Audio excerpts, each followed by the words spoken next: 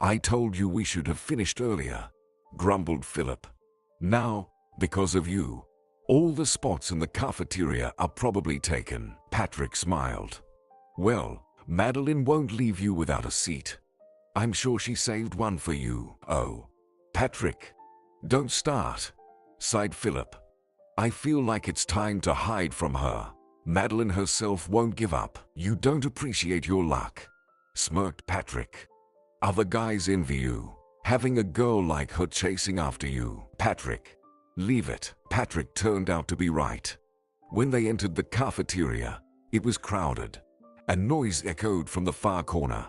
Madeline, bright and beautiful with her fiery red hair, defended an empty seat from another woman. Philip and Patrick approached the table.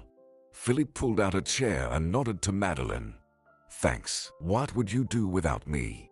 The girl said. Eddie, a machinist sitting at the same table, who had been watching, stood up and nodded to Patrick. Sit, Patrick. I'm almost done. No need, he said. You finish, and I'll wait. Why complicate things? Let's move 3 chairs together. We'll fit somehow, suggested Philip. They took their plates and managed to squeeze in. Madeline sat across from them, looking at the men triumphantly. Madeline, you're on fire.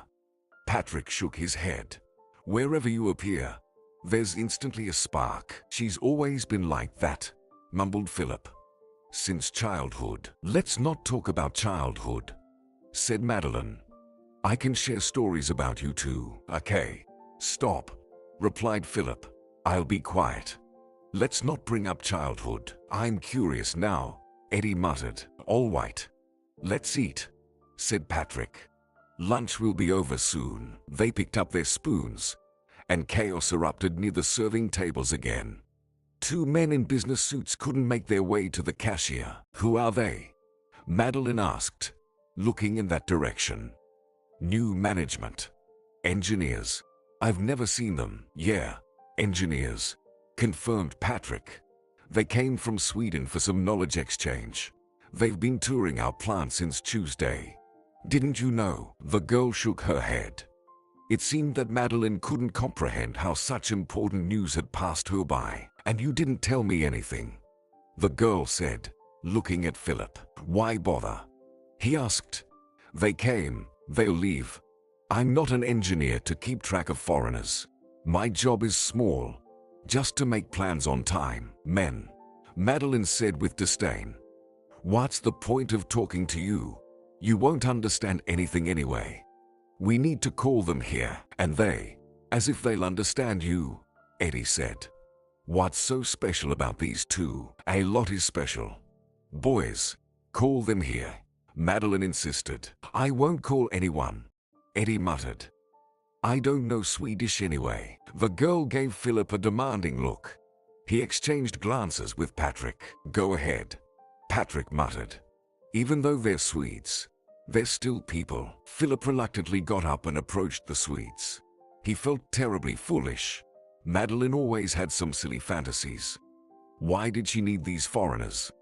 Approaching them, he said, hello. Other workers nearby started glancing in his direction. The Swedes also stared at him. But then the younger one smiled and said with an accent, good day. Did you want to tell us something? Tell? No, not really, Philip mumbled. Just wanted to invite you to our table. You have nowhere else to sit anyway. The Swedes nodded happily. There you go. Hospitality, said the young engineer. My grandmother told me about it. And how did she know about it?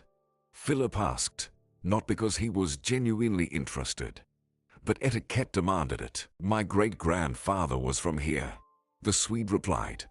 So, you could say, we share the same blood. Let's go.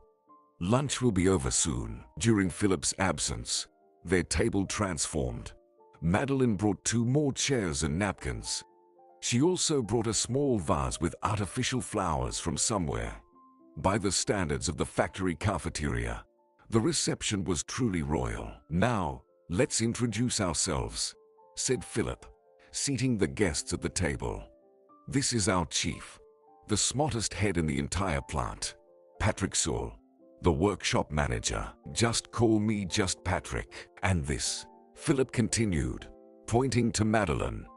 But the girl introduced herself independently. Madeline, she said with a smile, and I'm Valentine. The young Swede smiled. There was something boyish in his face. It was hard to believe that he was a seasoned professional, an engineer sent on business trips abroad. And this is Hans. The second Swede nodded as well. Unlike the first one, he didn't smile. He looked somewhat nervous. Sitting at the same table with the worker Hans was not something he desired. Eddie, the guy who everyone seemed to have forgotten, spoke. Philip, the guest, settled at the table. Madeline was the embodiment of hospitality, intentionally placing the Swedes so that Valentine ended up next to her. She radiated joy, a side of Madeline that Philip hadn't seen in a long time. Why are you wandering around the plant without security? She asked, looking at the Swede. We actually had a guide, Mr. Baker, Valentine replied. But he had some urgent business in management. He had to leave quickly. So, my partner and I came here alone. They showed us the way. Eddie chuckled and teasingly asked, why didn't you go to a restaurant? Why come to us, the humble ones? Madeline shot him an angry look, signaling him to be silent. Valentine responded, I don't like all those delicacies. I think in life, one should choose the simplest. Food, clothes, cars, girls, Eddie said, glancing at Madeline. You won't find brides for yourself at our plant. Our girls are not easy. Madeline smiled and turned to her neighbor again. Valentine, do you have a girlfriend? This question embarrassed the Swede. The conversation at the table momentarily subsided. Then Patrick said, Madeline, come on. Why bother the guy with such questions? The girl pouted and didn't try to engage the Swedes in conversation anymore, especially since the older one seemed preoccupied, and the younger one closed up after her tactless question. At some point, Philip looked at his watch and relievedly realized that lunch was over. Guys, time to get back to work, he announced. Madeline stood up from the table and looked at Valentine. Where are you going now? She asked.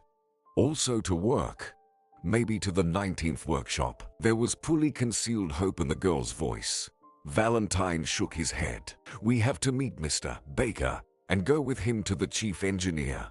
He replied. Look at drawings, added Hans. And then, to the 15th workshop, Valentine added, as if trying to console the girl. I work in the 19th, Madeline said. So it won't work out. Along with her friends, she headed towards the exit of the cafeteria. On the way, the girl kept looking back. Stop turning around, Eddie muttered jealously. The girl paid no attention to his words and looked at Philip hopefully. Will you help me? How so? He asked. Deliver a note to him. Forget it. I already helped you once. And what came out of it? One smiled like a mannequin the whole way, and the other looked at us arrogantly.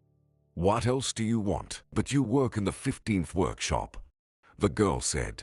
So, almost certainly, you'll meet them there. Invite them for an evening get-together. Like, we are hospitable. Invite them to a cafe on the waterfront. Want to show them the local nature. Philip sighed heavily. Opening another hunt? He asked. Not a hunt, Madeline objected. Just want to get to know the foreigners better. Lies. I meant just getting to know them, Eddie grimly said. Yes, I want to arrange my personal life, Madeline didn't hesitate to admit. So what? I want to remind someone that once they left me for another, and now they're living fine, while I have to be alone for the rest of my life. Philip felt that even Patrick looked at him disapprovingly after these words. He felt uneasy. Fine. You convinced me, he muttered. I don't promise anything, but I'll do what I can. I'll try. Thank you. Madeline pecked his cheek. I always knew you were a true friend. Eddie watched jealously, and Philip could only shrug and say, what can you do, woman? Although Philip agreed to help Madeline, he had no idea how to do it. During lunch, he didn't say a word, and the Swedes themselves didn't particularly appeal to him. The only push for Philip was Madeline's words about him leaving her for someone else. "Well, fine, I'll introduce her to them," he muttered. "It'll probably end in nothing, but why not try?" Saying it turned out to be easier than doing it. The Swedes did arrive at the workshop around 3 in the afternoon, but not alone. They came as part of a small delegation, accompanied by a suite of engineers, minor supervisors, and translators. White helmets adorned the heads of everyone present, while Philip wore an orange one, a sign of his belonging to the working class. Against this company, he clearly looked out of place. "Well, what?" Eddie, who was working nearby, asked. "Are you going to ask for an autograph? Maybe Madeline will consider that enough for complete happiness." Apparently, the guy still couldn't forgive Philip for agreeing to mediate between Madeline and the Swedes. Eddie had his plans regarding Madeline too. Philip ignored him, continuing to look at Valentine. He was attentively listening to the guide and seemed completely absorbed in the tour. "Valentine," Philip said in a loud whisper. "Hey." It was in vain. It was impossible to hear anything over the roar of the machines. Philip waved his hands with the same result. Eddie began to mock his friend. "Stop fooling around and work," he said. "Get a good bonus. Send Madeline abroad. Let her find herself some Swedes there if she wants." Philip paid no attention to these words, still watching the Swede. Valentine finally turned around and noticed the worker. The guy's face lit up with a smile again. Philip waved to him. "Come here." Valentine hesitated for a moment but eventually approached him. Philip smiled, though the friendly expression on his face didn't come as easily as it did for the Swede. "Here's the thing. Do you and Hans have plans for the evening?" "We have dinner at the restaurant near the hotel," the Swede replied. "Then the hotel, and what? No entertainment?" Philip couldn't believe it. "Straight to sleep. Yesterday they took us to the Museum of Science and Technology," Valentine said.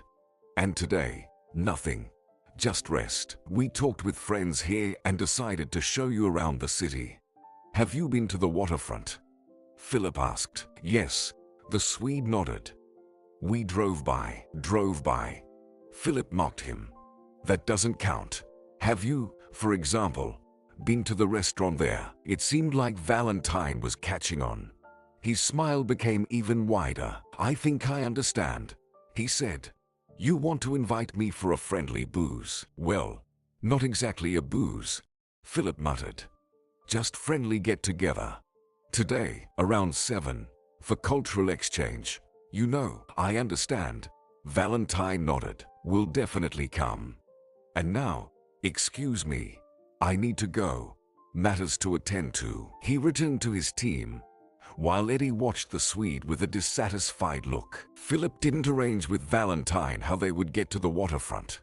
Madeline was very displeased with this. "They are not locals," she said. "They might get lost, go in the wrong direction, and the meeting will fall apart. And it's 7 o'clock. Couldn't you schedule it for 8 or 9? I won't have time to do proper makeup and prepare my best dress in just a couple of hours." "Then choose one thing. Either come without makeup or in rags," Eddie said. "No, wait. Tonight, I'll be at my best," Madeline said, and she kept her word. When Philip saw the girl at the restaurant door, he didn't immediately recognize her. It was hard to suspect a simple crane operator from the plant in Madeline. With her curly hair, in a red dress and heels, the girl resembled a fashion model. Eddie, upon seeing her, lost his ability to speak, and even Philip, in their 20 years of acquaintance, momentarily faltered. "Well, how?" the girl asked, satisfied with the effect she produced. "Do I look good?" "Not a word," Eddie muttered. "And Nora didn't come with you?" the girl asked, turning to Philip. "No, you know her. She doesn't like such events. Your wife is a killjoy. That's all," the girl muttered. They entered the hall and sat at a window table. Madeline impatiently drummed her fingers on the table. "Where are they? They must have gotten lost," This is exactly what you wanted, I bet. And how didn't you think that they need to be escorted? They are not kids. They'll find their way, Eddie said, becoming more pleased with each passing minute. Maybe we should order something while they're not here. They're coming, Madeline exclaimed joyfully. The Swedes indeed entered the hall. The older one still had that look, as if there was some unpleasant smell in the air. Philip, seeing him, felt annoyed himself. Valentine turned his head, saw the group sitting in the corner, and led his friend to them. Hello, Valentine greeted his friends. I hope we're not late. There were traffic jams on the roads, and this place is very hard to find. Yes, of course, Eddie grumbled. How do you find the best restaurant in town? No one knows about it. It's okay. We just arrived ourselves. Madeline smiled. Please, have a seat, and let's place an order. The Swedes took their seats. Philip signaled the waiter. Eddie looked at the guests unfriendly and unexpectedly asked, "Can you drink in Sweden? Or do you only eat meatballs there?" Hans' face frowned even more. Although it seemed impossible, Philip hurried to intervene. "Of course, they can," he said. "Valentine's grandmother is actually from here. You can't hide those genes. You can say anything you want," Eddie said. "But we won't learn the truth." "And what truth do you want?" Philip asked him. "Do you want to organize a drinking competition or something? Maybe let's not amuse our foreign friends." "So, you're afraid?" Eddie cheerfully inquired. "I thought so. What else can we expect from you?" "What do you mean, afraid?" Valentine didn't understand. "That your guts are not strong enough to compete with me," the guy muttered. "Is it clearer now?" A flicker of excitement appeared on Valentine's face. "Shall we have a competition?" he suggested. "Maybe we shouldn't," Philip cautiously asked. "After all, that's not why we gathered here. We just wanted to sit, talk." We should, Eddie said. "Let the man prove that he's worth something, as if it's all about drinking." Madeline grumbled, unhappy that they forgot about her. "Well, I'm participating too." "You?" Eddie was surprised. "Why should I just sit and watch you?" Madeline retorted. Philip watched what was happening and quietly panicked. Hans also looked displeased, observed how Eddie filled the glasses, and said something in Swedish. Valentine responded in kind. "Is he scolding us?" Eddie asked. "He disapproves," Valentine replied. "My colleague won't participate in this competition." "And rightly so." Eddie nodded. "Valentine, let's drink to brotherhood," Madeline suggested, looking at the Swede. "Don't interfere, Madeline," Eddie stopped her. "These are men's games. Drink your champagne, and we'll handle it ourselves." The girl sulked, but didn't insist on her point. Philip hesitantly reached for his glass. "Nora will scold," he thought. "Although, maybe she won't care. Perhaps I shouldn't worry too much. So what if they are Swedes? What difference does it make who we drink with? They are the same guys." After the second glass, bad thoughts stopped bothering him. After the third glass, Hans disappeared from the table. "Ran away," Eddie said. "And nothing. Let him go. More for us." Gradually, everyone forgot about the competition. Eddie, with a philosophical look, examined the wine in the light and remained silent. Madeline had teary eyes. "Tell me, have you seen the royal palace?" she asked Valentine. "Found something to ask about?" "Of course, he has seen it." Philip chuckled. "For instance, I've never been outside our suburb. All these landmarks you talk about, I've only seen them in pictures," Madeline stubbornly declared. "I've seen the royal palace," Valentine said gently. "Of course, I've seen it. But I haven't had the chance to travel around your country yet." "We can go together," Madeline mumbled. "I'll just need to take some time official." The girl's eyes were closing, and her head drooped down. Madeline seemed to be falling asleep. "Are you going to take her home yourself?" Philip said to his friend. "I don't envy you in advance." "Why is that?" Eddie was surprised. "Because you haven't met her mother yet," Philip replied. She's not a woman. She's a general in a skirt. In the 11th grade, she nearly killed me on the spot just because Madeline had a sip of champagne at the graduation. Can you imagine what she'll do to you after this competition? Well, sooner or later, you have to meet the mother-in-law. Nowhere to escape. About the mother-in-law, that's still unknown. Eddie grumbled. Okay, then, you take this one to the hotel. He's also quite drunk. Valentine was already asleep, resting his head on his hands. Poor guy, the girl said with sympathy. How hard it must be for him in a foreign country. It's not him who's poor, it's me, Eddie said, reading the bill. They settled the bill and went outside. Eddie helped the girl into the car and took the driver's seat. Philip had concerns about whether his friend could drive, but they quickly dissipated. Eddie had never been in an accident, and it was already late. There was no traffic on the streets. Besides, Philip had his own problems. He had no idea where to take the foreign guest. Where are we going? Philip asked. Valentine mumbled something in Swedish. Philip decided to rephrase the question. What's the name of the hotel where you're staying? The Swede seemed not to hear him, muttering only in response. I'm not feeling well for some reason. Probably time to sleep. No wonder. You drank so much alcohol, Philip replied, shaking his head and looking for a taxi. Where to? Asked the driver, an elderly man with a mustache. Philip somehow managed to seat Valentine in the back and sighed. If only I knew. Let's start with the Empire Hotel. They usually put up big shots there. Who is he? Your big shot? The driver asked with curiosity, glancing at Valentine. Swede. Ha. I thought he was some kind of manager. And here, just a foreigner. How old is he? 30. My grandchildren look more solid. The driver chuckled. You might laugh, but besides his name, I know nothing about him. Philip muttered. No surname, no origin, nothing. And I won't find it amusing if the foreigner disappears because of me. Tomorrow the whole factory will be talking about it. On the way to the hotel, Valentine had completely fallen asleep and was only mumbling something in Swedish. Philip wanted to wake him up, but the driver kindly said, let him sleep. By that time, Philip's nerves were already on edge, so he couldn't take it anymore. Let him sleep? Huh? He asked indignantly. Right here in the car, and I'll probably have to pay for this mobile hotel. Is that how it goes? The old man shook his head. You go to the hotel first and find out if he lives there or not. Why bother dragging a person for nothing? You're right, old man. Thanks, Philip muttered. Okay, I'll go. I'll try to be back quickly.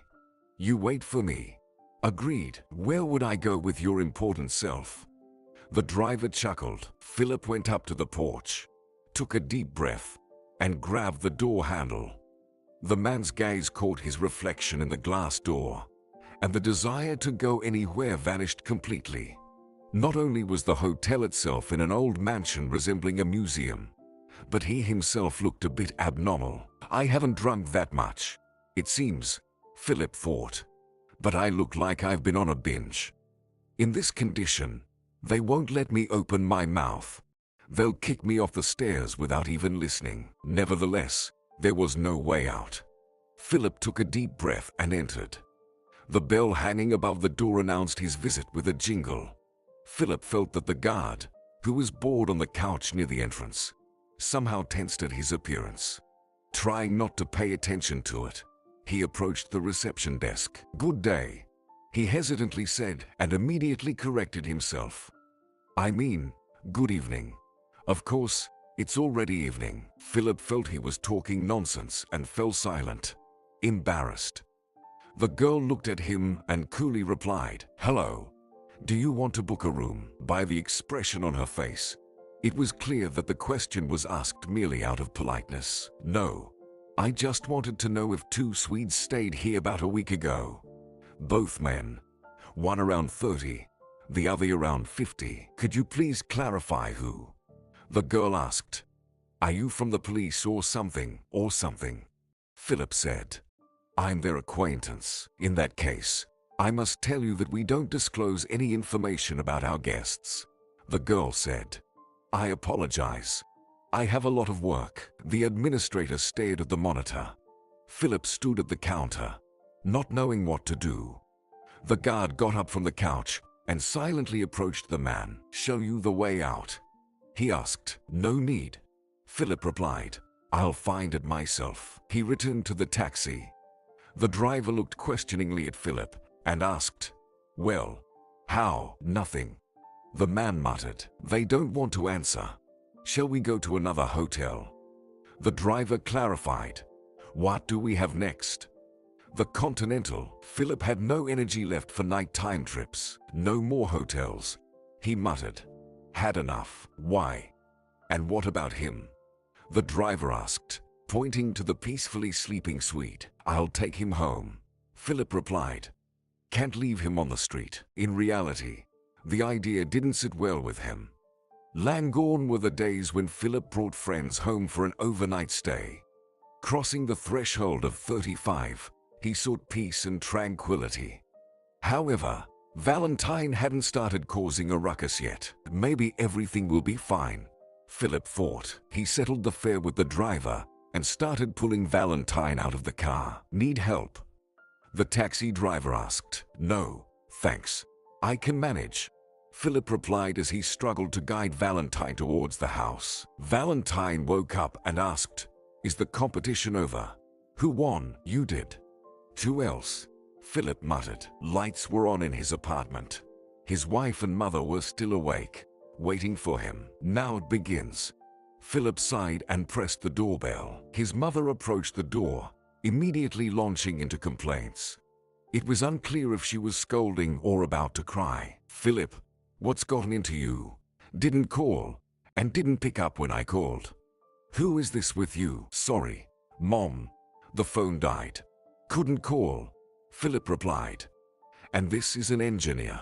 He came on a business trip to our plant. His name is Valentine. Make him feel welcome, Valentine. The woman repeated, scrutinizing the guest. Is he an alcoholic? Your engineer, Mom. Why would you say that? Philip blushed. We just had a few drinks to celebrate. Valentine has a sensitive system. His mother skeptically pursed her lips. Sure, I get it. Alcoholics also have sensitive systems. Valentine chose the most inconvenient moment to regain some consciousness and mumble something in his language. Philip's mother, Mrs. Walter, remarked, Do you hear what he's saying? Must have lost his mind. He hasn't lost his mind, Philip replied. He's just a foreigner. Speaks Swedish, you know. Mrs. Walter rolled her eyes. She clearly wasn't prepared for this turn in the conversation and didn't know what to say. Philip's wife came to his rescue. Nora peeked into the corridor and wearily asked, You are finally here. And with a friend. Let's at least lay him on the couch. You can barely stand on your feet. They led Valentine into the living room. Nora brought a pillow and placed it on the couch. The man fell asleep almost instantly. For a while, the entire family stared at Valentine as if he were some curiosity. Philip couldn't shake off the thought that this expensive suit and the man wearing it somehow didn't fit into the surroundings. Where did he come from? Nora quietly asked. From Sweden, Philip repeated for the umpteenth time that day. An engineer came to inspect our production. Why did you bring him here? Mrs. Walter asked disapprovingly. Is he going to spend his entire business trip here just one night? Don't worry about it, Mom. He's just a guy who had a bit too much and forgot where he needed to go. We'll have to feed him in the morning too, grumbled his mother, directing her annoyance at her daughter-in-law. And why are you staring at him? Haven't you ever seen someone drunk? Philip tried to smooth her rudeness with a joke. Certainly haven't seen drunk Swedes.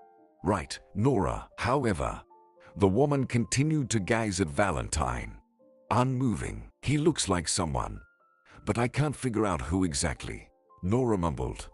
Maybe someone from the past. I had a classmate, Kenneth. He looks a bit like him. Same nose. Let's go to sleep already, Philip requested.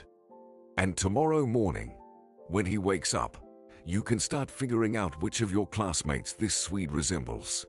I can't stand on my feet anymore, and my head doesn't hurt. Less drinking. I've told you 100 times it leads to no good, Mrs. Walter said. Well, go to bed, son. Or maybe you want a snack before bedtime. What snacks? Mom, are you kidding? Just want to get some sleep before the workday. Can't imagine standing by the machine like this. Philip and his mother left, and Nora stood there for a while, contemplatively looking at the Swede, then said, but still, not alike. Not alike at all. What got into me, really? Morning, according to Philip, came too quickly. He had barely closed his eyes when it was time to get up. Probably got the flu, Philip thought.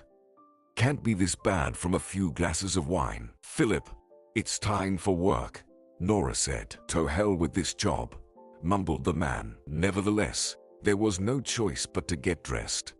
Groaning and cursing everything in existence, he got up and started getting dressed. Did this one wake up? Our guest, Philip asked.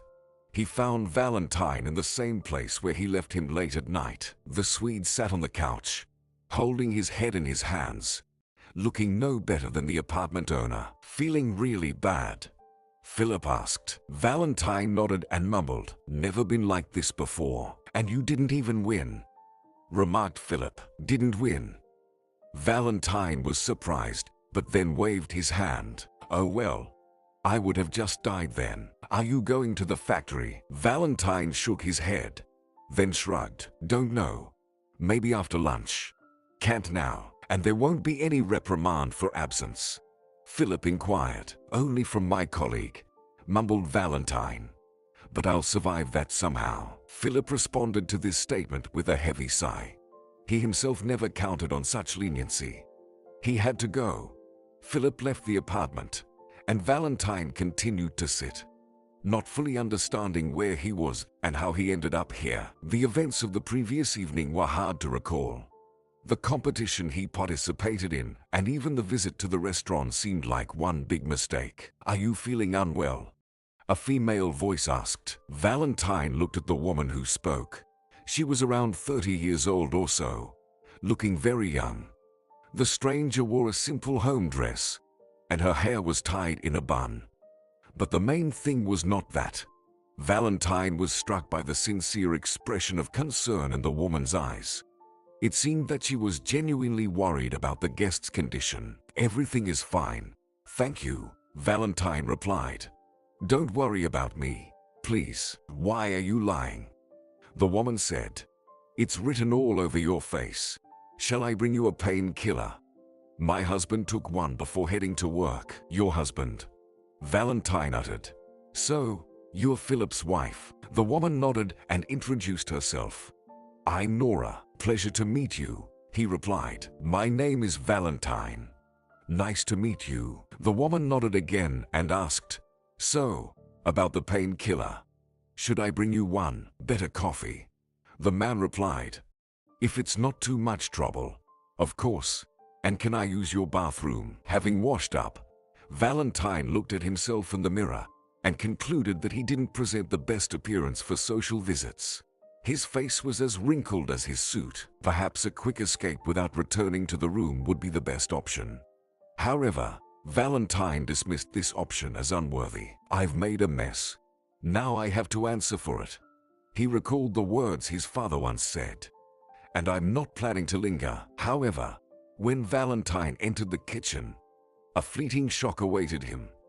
In addition to Nora, there was another woman there, about 30 years older and much less friendly than Philip's wife. Here comes the foreigner, she said, looking at him with a disdainful glance. Valentine stood in bewilderment, wondering if he could even enter the kitchen. Nora, who was making coffee, nodded to him. Come in. The coffee is ready. Valentine stepped towards the table and took a seat. The older woman didn't take her eyes off him. Good morning, Valentine politely greeted. How long will you be staying with us? The woman asked, ignoring the greeting. About 2 weeks. I mean in our apartment. The stranger clarified. Are you concerned that I'll settle here? Valentine guessed. Don't worry, please. I'll have coffee and leave immediately. This is Philip's mother, Mrs. Walker, Nora said, trying to smooth over the awkwardness. Her mother-in-law snorted and left with a proud look. This concluded their brief dialogue. Iron lady, Valentine muttered. My sorry, Nora whispered. Mrs. Walker has been in a bad mood since last night. Philip disappeared, didn't answer calls. As a mother, she started worrying. It's natural, no problem. Everyone has their moments. He politely replied. Thank you for the coffee. He needed to drink the beverage as quickly as possible and run away. The woman immersed herself in her thoughts, as if she had fallen out of reality. Sitting across from him, she gazed out the window with an absent look, being somewhere far away. Valentine observed her face and felt awkward, as if he had become a witness to something intimate not meant for others' eyes. Despite her few years, a wrinkle had settled between her eyes. Whatever Nora was contemplating, there was clearly nothing joyful in her thoughts. The woman turned her head and looked distractedly at the guest. Nora glanced at his cup and blushed. Oh God, I completely forgot about the milk. I'll bring it right away. Don't worry, Valentine replied. Coffee without milk and sugar is a drink for real men. Don't you agree? Definitely better than alcohol, Nora said. Valentine saw her smile for the first time. It seemed the woman wasn't reproaching him. She was just teasing him. Valentine felt more at ease. I would like to apologize to you for yesterday, he mumbled. Coming in such a state to someone else's house. Believe me, I'm ashamed of myself. If anyone should be ashamed, it's my husband, Nora said. To take his foreign colleague to a bar and get him drunk to unconsciousness. I imagine hospitality a bit differently. And what does it matter, foreigner or not? Valentine inquired. You all keep emphasizing that. By the way, that's why I drank so much yesterday. Everyone said I couldn't, and you decided to prove them wrong. Nora shook her head. Well, Mr. Engineer, you didn't live up to expectations. I'll complain about it, admitted Valentine. You see, they're already calling. Valentine didn't want to answer the call. Hans was eager to talk to him. Valentine vaguely remembered when his colleague left the restaurant and how much he saw. But he guessed it wouldn't be anything good. Where are you? Hans demanded. At someone's place, he muttered. What guests? Hans almost shouted. The workday has started. Are you completely drunk over there? His colleague was yelling so loudly that Nora could hear every word. Valentine hoped she didn't understand Swedish. I'm not feeling well, he said. Tell them at the plant. Maybe I'll come after lunch. Hans was silent for a moment, then dryly said, I didn't expect this from you. It's unprofessional, foolish, some childish behavior. Well, we'll talk at home. He hung up, and Valentine continued to look at the phone discontentedly. We'll talk at home. Valentine envisioned something like a family court that Hans would hold when he returned home, and he felt disgusted in advance. He no longer wanted to go to the plant completely. Everything okay? Nora asked. Yeah, the man muttered. Got a reprimand for bad behavior. Nothing serious, nothing serious. Nora was surprised. That man shouted so loudly that my ears were ringing. Who is he? Your director. You could say that, Valentine reluctantly admitted. At least, a lot depends on him. The coffee was slowly cooling in the cup. Valentine's headache hadn't disappeared, but the mood to drink anything had completely vanished. Maybe you'd like some sandwiches? Nora asked. Valentine gulped down the coffee and shook his head. No, thank you. I'm leaving. But where to? Definitely not to the plant. Valentine had no desire to listen to Hans' reproaches. He had no acquaintances in the city, and staying alone was not something Valentine wanted. The mood was not right. Nora, can I ask you for a favor? The man hesitantly inquired. Yes, of course, Nora nodded. What is it? Could you help me with buying souvenirs? Valentine said. Show me where and what is best to buy. Of course, if you're not too busy. Nora didn't answer immediately. She stared at him silently for a while, as if considering whether it was a joke. Do you want to go shopping right now? She asked. Valentine nodded. What about the factory? I already got a reprimand. It can't get any worse, Valentine muttered. What do I have to lose now? Nora shook her head in surprise. You know, right now you remind me a lot of my students. School children often talk like this when they misbehave. What will they do? Valentine didn't understand. They'll go down in history, just like you with the drinking, explained Nora. So, you're judging me too, sighed the Swede. Well, forget it. I'll go to the factory. A career won't build itself. Wait. I didn't mean anything like that. Nora waved her hands. I'm not refusing to help you. Just, is that Swede still he? Mrs. Walker asked, peering into the kitchen. Are you talking to me? Valentine asked in surprise. Well, who else? Shrugged the woman. And, by the way, we have cleaning planned for today. Time waits for no one. Valentine understood that he would be asked to leave directly in a moment. He got up from the chair and nodded to Nora. Thank you for the coffee and hospitality. And you, Mrs. Walker, too. You're absolutely right. I need to go. Goodbye. The man left the apartment and sighed with relief. This business trip had gone wrong from the very beginning. And who was to blame for it? Could it be himself? It couldn't be. The man hesitated at the entrance, unsure of where to go. Maybe back to the plant. He hadn't missed Hans' stern face. He was about to call a taxi when Nora came out onto the street. Barely escaped. She informed him. So, shall we go? Valentine stared at her, speechless from surprise. And there were many reasons for that. Nora had completely transformed. She was wearing a skirt and a fancy blouse. She even managed to arrange some kind of hairstyle. In the first moment, Valentine barely recognized this woman. What's going on? The woman asked, puzzled. Did you change your mind? Valentine shook his head. No. But Mrs. Walker mentioned cleaning. So I thought, and you believed her. The woman smiled. She said that to get rid of you. Isn't it obvious? How did you manage to break free? Valentine asked. Or were you kicked out too? I said I was going to the store, Nora replied. Is the interrogation over? Then let's go. Yes, let's go, agreed Valentine. Do you know where we need to go? The feeling of awkwardness inside him was growing stronger. The man remembered how he was dressed. All crumpled, like a tramp. Maybe he even smelled of alcohol. A perfect combination for a work. However, Nora acted as if nothing happened. What exactly do you want to buy? She asked. And for whom? For my mother, father. Valentine began listing. For friends from work. So, we need a place where you can find souvenirs for every taste. All ages. Nora nodded. Let's go to the market. It's not far from here. We'll definitely find something interesting there. Walking alongside her, Valentine thought about how to start a conversation.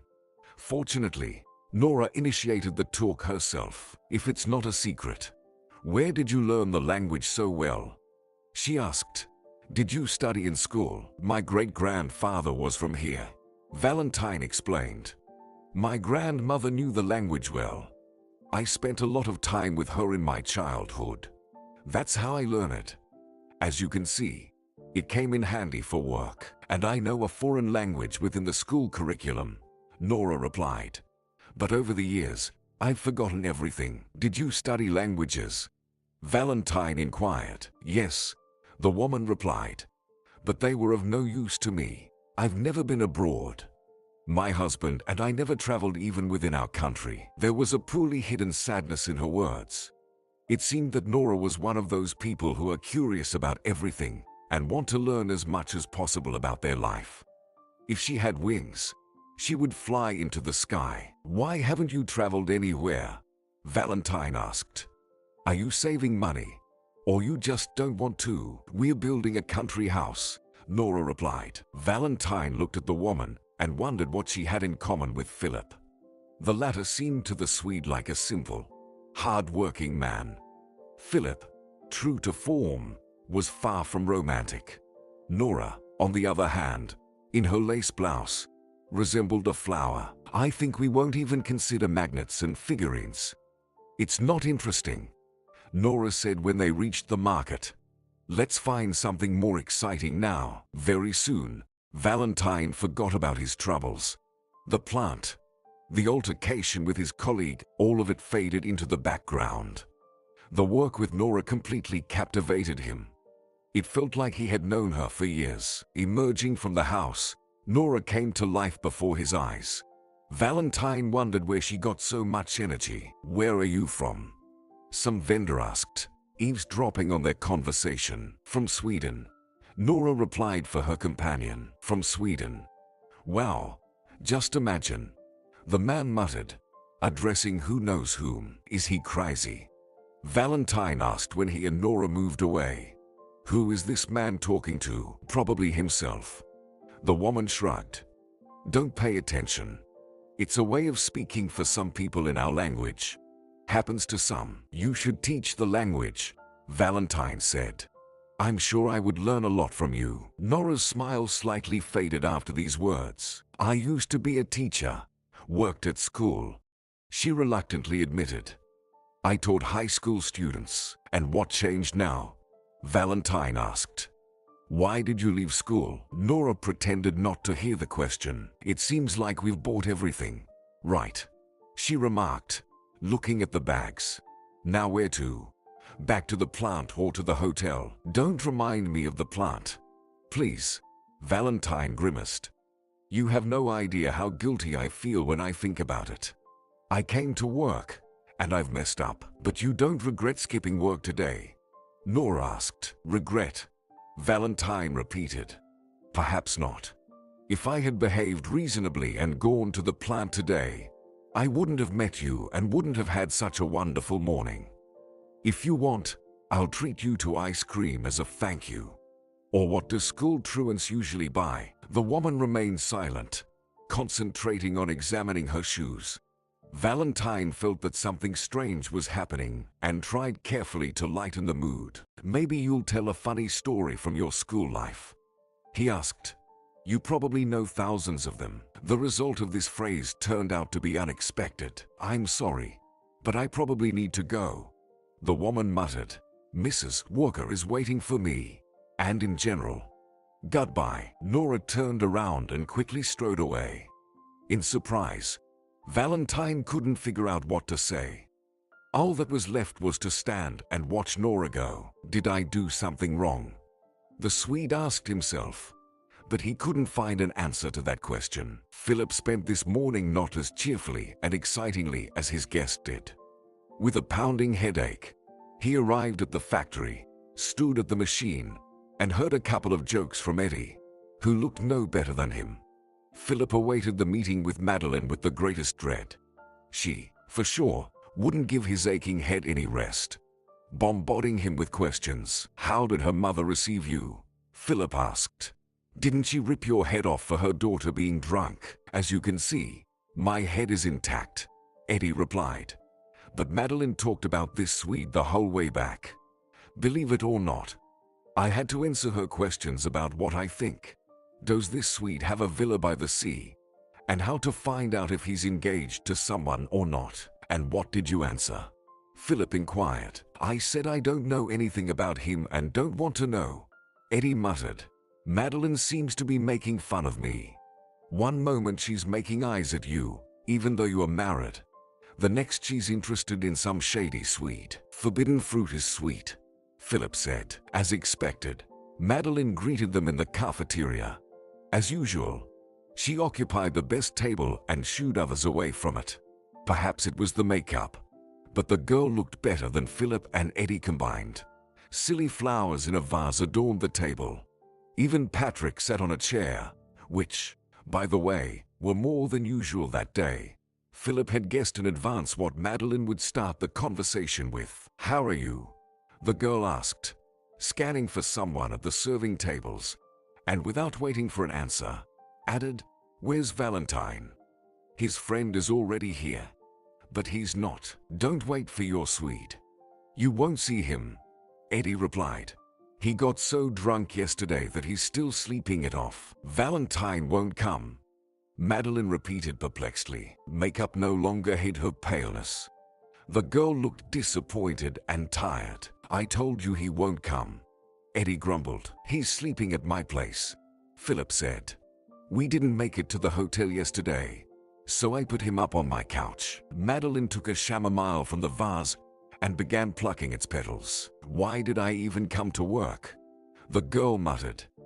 "I should have pretended to be sick and stayed home. Working today is pure hell." Eddie watched as the white petals fell on the table and asked, "What are you doing?" Madeline threw the chamomile at him. "Mind your own business." Lunch passed in silence. No one was in the mood to talk, and as Philip suspected, everyone except Patrick had a headache. Perhaps it was just his imagination. But Valentine's companion, Hans, seemed to be giving him unfriendly looks from the other end of the cafeteria. On the way out of the cafeteria, Madeline caught up with Philip and linked her arm with his. "Resist as much as you want, but today, I'm coming to your place," the girl said decisively. "Why?" Philip asked. "Well, I haven't seen Nora in a long time. And your mother too. I'll get some recipe from her. And in general, is a special reason needed to get together?" Madeline shrugged. "We already get together yesterday," Philip mumbled, "and it didn't end well. So today, we'll sit without alcohol. Have some tea," his childhood friend replied. "I'll buy a cake." "Madeline, maybe that's enough," Philip pleaded. "Do you think this Swede is sitting in my apartment, waiting for you?" "Not likely. My mother probably kicked him out a long time ago." "Mrs. Walker, an iron lady," Madeline nodded. "I figured that out a long time ago, back when I hoped she'd become my mother-in-law." "Don't start," Philip sighed. "I know it's all in the past," the girl said. "So don't interfere with me arranging my personal life. Okay. Couldn't get married for love, so I'll try it for calculation. What do I have to lose now?" Whenever Madeline brought up this topic, Philip felt a sense of guilt. They had actually been a couple at some point. However, their relationship didn't start immediately. Initially, their families were just friends. Mrs. Walker worked at the same enterprise as Madeline's mother. They lived nearby, celebrated holidays and anniversaries together, helped each other out. Madeline's mother, like Mrs. Walker, was widowed early, so Philip had a tough time. He turned out to be the only man for two families. He didn't notice his friend right away. More precisely, he noticed her as a girl, because it's hard not to notice someone who follows you for several years. It happened in early summer. Philip was 20. He spent the whole day with friends. His classmate had recently returned from the army, and the guys went to the countryside in a big group. Madeline wasn't invited. Well, she wasn't particularly eager for this holiday herself. "You'll have your own boys' company," she would say. "Who needs me there? I'll just get in the way. And what if you all get drunk and someone starts bothering me? I don't need such adventures." "Bother you? You're short. A freshman. It's not serious for our group." Philip chuckled. "You're a fool, Philip. Okay, you'll figure it out yourself. But it'll be too late," Madeline said. Philip just shook his head. The guy couldn't get used to the fact that his girlfriend had long outgrown dolls and floral dresses, now opting for mini skirts, determined to appear more mature. Philip couldn't believe she had actually grown up. It was one of the few days they spent separately from each other. Philip had his friends, and Madeline had a couple of girlfriends. However, somehow they crossed paths several times every day. Engrossed in his friend's celebration, Philip even forgot about the existence of the girl for a moment. He remembered only when he was returning home. Madeline was sitting on the steps near his entrance, looking like all thoughts of the celebration had flown out of the guy's head. Mascara was smudged under her eyes. Apparently, the girl had been crying. Her clothes were crumpled, and she looked as if she had been hit by a bus. Philip didn't even want to think about the worst. What happened? He asked, bewildered. Madeline, what happened to you? She tiredly smiled in response. Here you are, Philip. I've been waiting for you. Tell me what happened and who needs a beating. He asked. Philip, you're scaring me. Madeline mumbled. I've never seen you so stern, and I've never seen you cry. Philip retorted. It was true. The guy generally believed that Madeline was incapable of crying. The fool who got involved with you is the real idiot, because now he'll have to deal with me. Philip promised. And he said it not for the sake of some bravado, but quite seriously. Perhaps the pairs of alcohol had gone to his head. But he was ready to tear Madeline's offender apart with his bare hands. Tell me what's going on. The girls invited me to a party. The girl sighed. I thought, why not? You're gone anyway, and it's boring alone. Decided to go. We've been to parties with them many times, and everything was always fine. But today, in short, some unfamiliar guys showed up. They seemed a bit drunk. Well, one of them invited me to dance, and you went. Philip exclaimed. With some drunken idiot. Madeline, do you have a head on your shoulders or a pumpkin? What else was I supposed to do? She said with tears in her eyes. You think of me as a kid. And then someone noticed me, invited me to dance as if I were special. Do you know how unexpectedly all this was, and what happened next? Philip asked. Did your dance not end the way it was supposed to? You guessed it. Madeline muttered. On the second verse, that guy put his hand under my shirt, and I slapped him. And he hit back. That jerk hit you. Philip couldn't believe it. The girl didn't say anything, just lowered her gaze. In the glow of the streetlights, Philip noticed a red mark on Madeline's cheek. Anger surged within Philip with double force. It seemed like he was on the verge of exploding. All clear, muttered the guy. Let's go. Where? Madeline exclaimed in surprise. To punish your offender, Philip replied. You don't think I'll just let it go, do you? But there were 3 of them. I don't care, Philip responded. I hope you don't think I'll just leave it like this. Madeline was scared and tried to dissuade him from this venture. But the guy stood his ground. Together, they headed to the club. Philip's expectations were met. All 3 scoundrels were there, stationed near the bar, and they were very drunk. Philip didn't bother figuring out which one had hit Madeline. He beat all 3. In the end, the bouncers kicked him out. Now you'll know not to harass other girls, Philip shouted at the scoundrels. They returned home. Philip continued to burn with rage, while Madeline hopped around him like a 5th grader. What makes you so happy? I wonder, Philip said. I can't believe it. The girl replied. It was great, like in an action movie. You went against 3 of them alone because you initiated acquaintance with 3 scoundrels. The guy replied.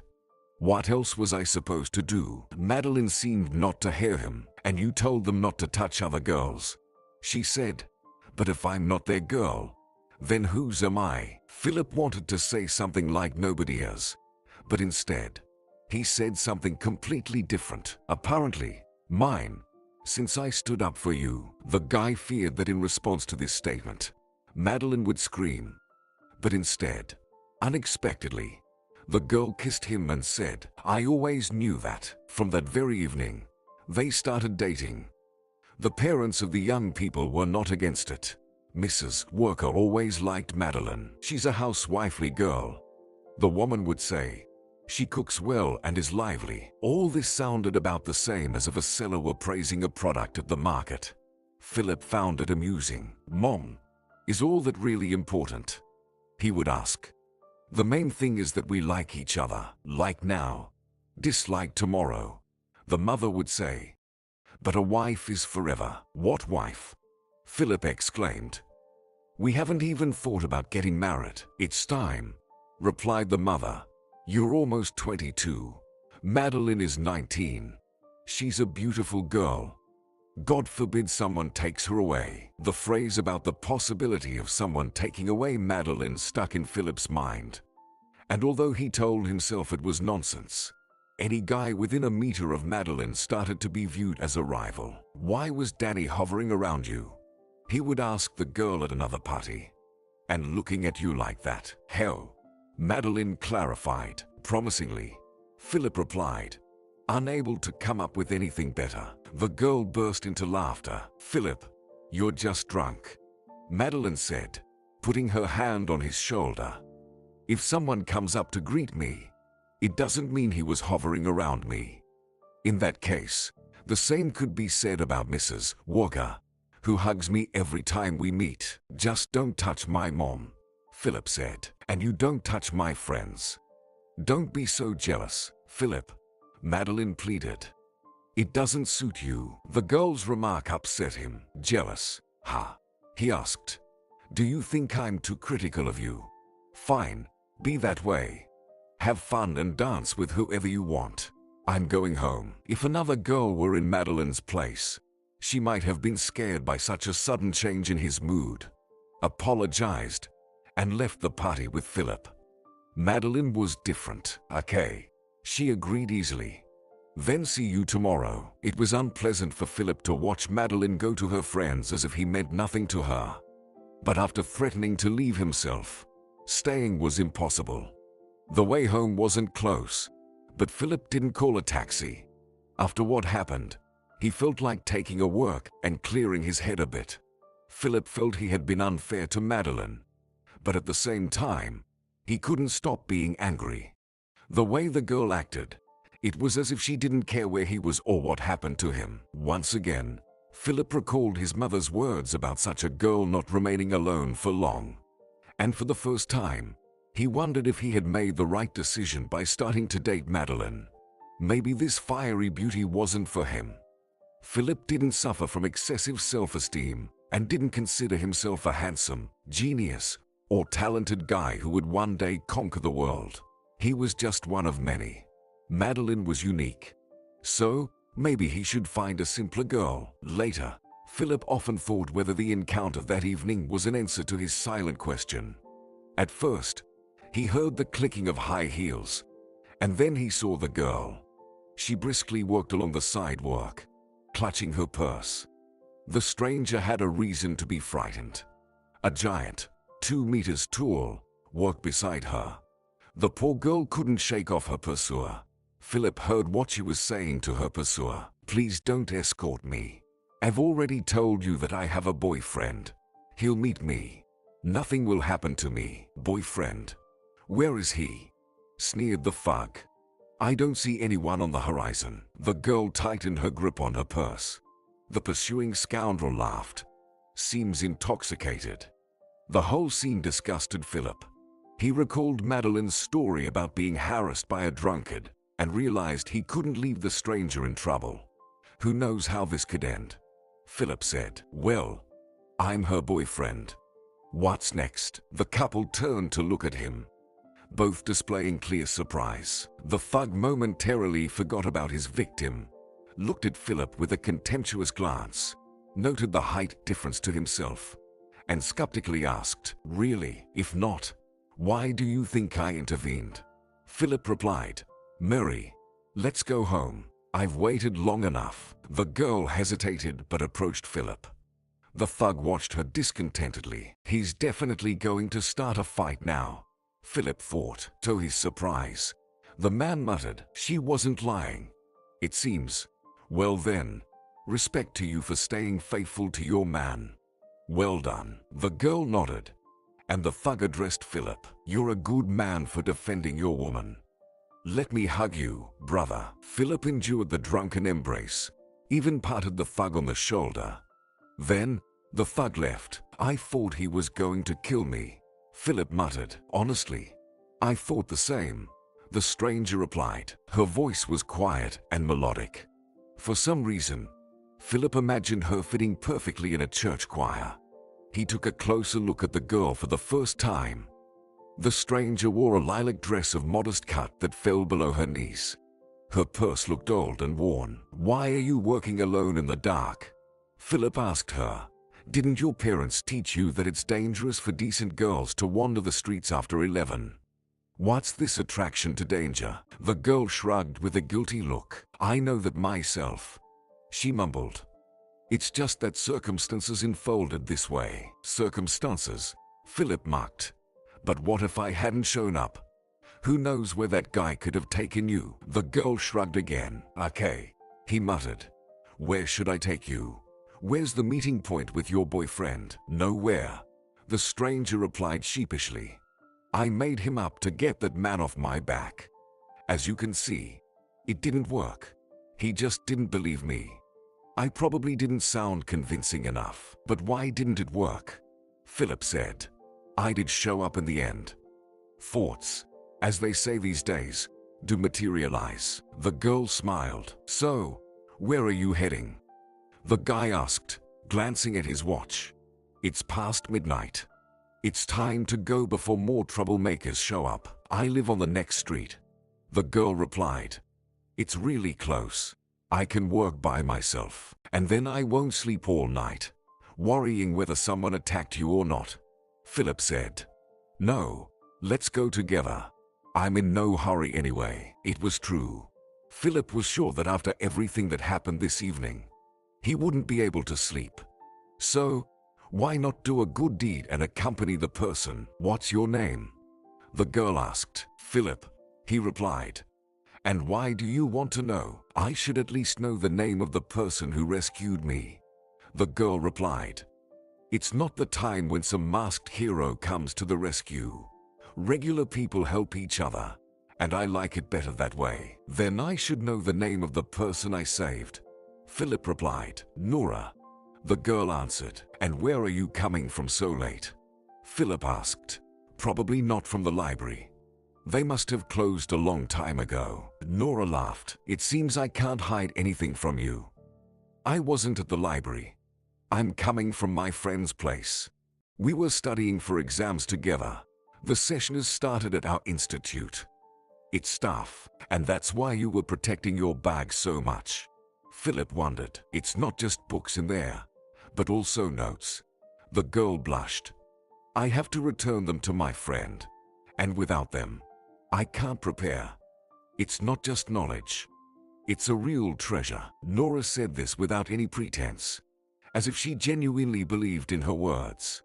For Philip, dreams of going to college seemed so unattainable after high school that he discarded them from his mind around the age of 16, if not earlier. "What are you studying?"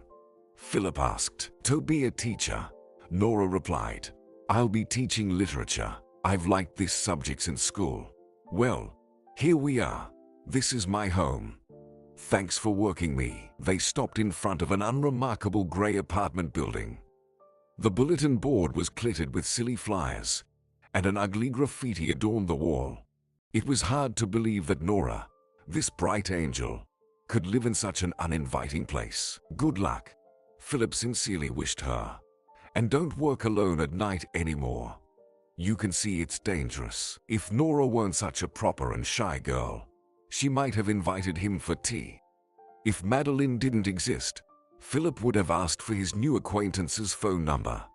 However, the young people parted ways, experiencing a strange sense of regret and unexplained sadness. Philip returned home and went to sleep, intending to forget everything that happened this evening, like a bad dream. However, he wasn't allowed to forget. At 8 in the morning, Philip was awakened by his phone. Madeline persistently called him for the third time. "Hello," mumbled Philip, not expecting anything good from this call. "Are you still sleeping?" Madeline asked indignantly. "You don't have a conscience left, Philip." "And what did I do wrong again?" Philip inquired. "You left me alone at the party, went off who knows where, and now you are sleeping peacefully and not even worrying about where I am and what happened to me," Madeline said offendedly. "It seems you couldn't care less if I made it home safely yesterday or not." "Well, first of all, you weren't alone," Philip said. "There were plenty of people there, including Danny, who stared at you the whole evening. Sam, whom you danced with twice, Jonathan. Secondly, someone among them surely escorted you home. And thirdly, when I left, you didn't care. I did care, Madeline muttered. Then it seemed that way to me, Philip replied. He hadn't slept well, and he wasn't inclined to have debates this morning, and I came home alone. The girl continued. By the way, I spent a lot of money on a taxi.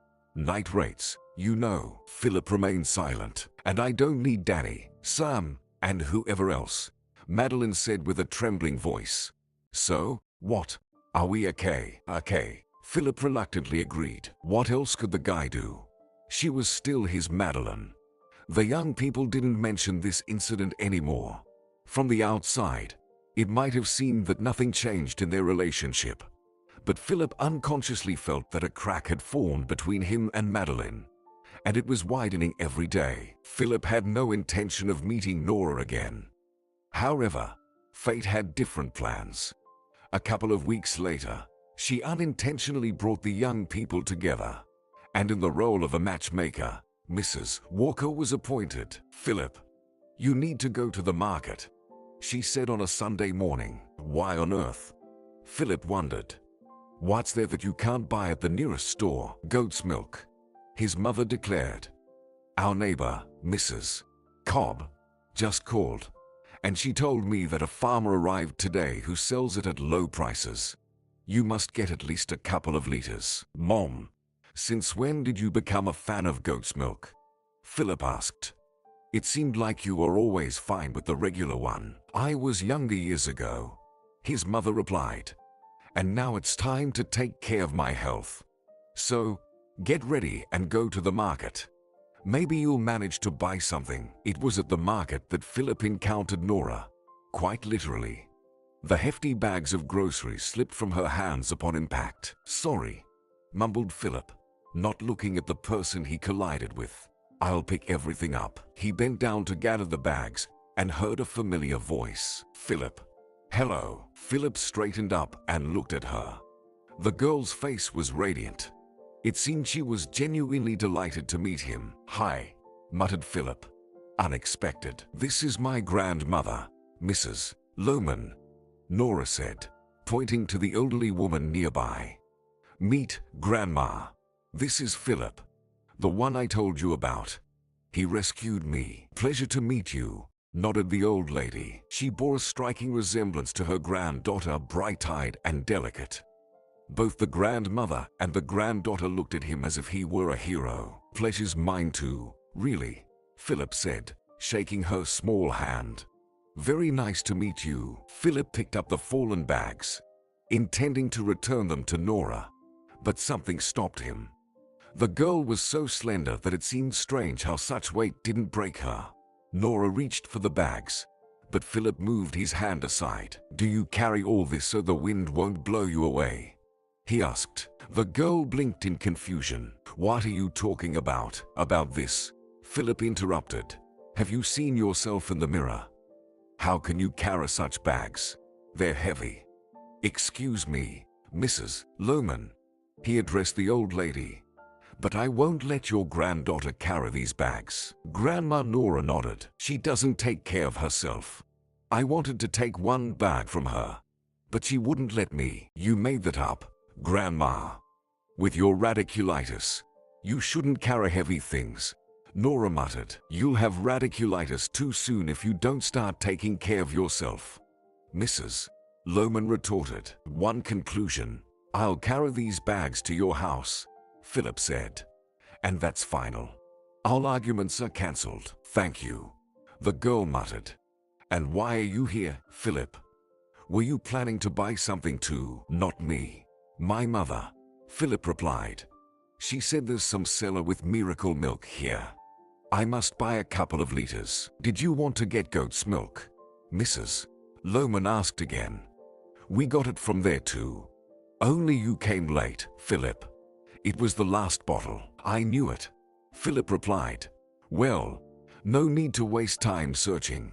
I'll deliver your bags to your house now and head home. We bought the last bottle, but as a thank you for saving my granddaughter, I'll give you the milk, Mrs. Lohman said. And when the guy opened his mouth to object, she added, and please don't argue. I value my granddaughter's life more than some milk. Okay, then. Thank you, Philip awkwardly replied. Next weekend, I'll get up earlier and try to get milk for you. I promise. Maybe this farmer will come again. They headed towards the bus stop at a leisurely pace. Thank you, Philip, Nora whispered again.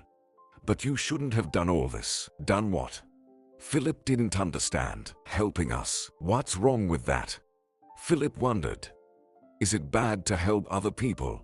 Protect a girl from hooligans? Or carry a heavy bag? Maybe it's good, the girl admitted. But my grandmother and I should be able to handle things ourselves.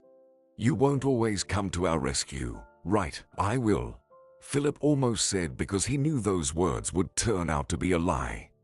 Because he had Madeline. They arrived at Nora's home, and Philip carried the bags to the 3rd floor. Well, goodbye, Philip smiled.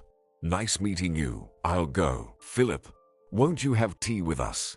Nora unexpectedly asked, blushing when he looked at her. I mean, we should thank you for your help.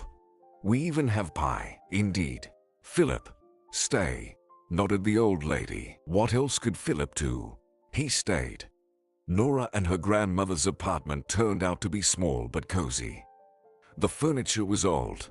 Philip felt like he had returned to his childhood. On the wall in the room hung a wooden panel with a bear. Next to it were school certificates. These are Nora's certificates, Mrs. Lohman proudly said. She always loved to study and to sing. Nora, maybe you'll sing for our guest. It's awkward somehow. The girl blushed. Miss Lohman, don't force Nora, Philip intervened. I would be uncomfortable performing in front of strangers too. In front of strangers, Nora repeated thoughtfully, unexpectedly shook her head. And I'll sing. I've never sung for anyone except Grandma. But for you, I'll try. To Philip's surprise, the girl sang. She really sang well. Philip had noticed during their first meeting that the girl had a good voice, but he couldn't imagine she could sing like this. Philip was utterly astonished and couldn't find words. I don't even know what to say, he confessed. Bravo is banal. Cool sounds a bit rude. In short, I really liked how you sang. I think you have talent. Nora was so embarrassed that she covered her face with her hands. And Mrs. Lohman, to lighten the mood, asked, maybe more tea? I'll put the kettle on. Overall, everything went much more pleasantly than Philip had imagined. They laughed a lot. Mrs. Lohman shared some stories from her youth. Nora nodded in agreement, and Philip felt simply good. He only noticed the missed messages from Madeline when he was heading home. Anticipating an explosion of emotions, he pressed the phone to his ear. Where have you been? Madeline inquired sternly. I went to the market, Philip mumbled. Mom asked. And it was so crowded there. Everything fell apart because of you. What exactly? Philip asked. Our work. I wanted to invite you to the waterfront, but I couldn't reach you. So, I went with the girls. It's not a big deal. We'll go together another time, Philip replied, secretly glad that he got off so easily. We'll go, Madeline agreed. If you pick up the phone. Okay. Bye. Hurry home before the milk sours. How do you know about that? Philip exclaimed. Mrs. Walker told me. The girl replied. So that's the secret. Philip's mother liked Madeline, and for her sake, the girl didn't unleash her anger on him. It slightly irritated Philip. It seemed that they had already settled everything between themselves, and he was practically married to Madeline. He didn't plan to see Nora again, but something kept bothering him. Perhaps memories of how fragile the girl looked with those huge bags in her hands, or her words about how she and her grandmother should be able to handle problems on their own. Philip decided that if he occasionally helped Nora with minor repairs, it wouldn't harm anyone. After all, it wasn't cheating. The girl was surprised to find Philip at her doorstep one weekend. Philip, she muttered. Did something happen, or did you decide to visit us? Not for a visit, Philip replied, but for shopping.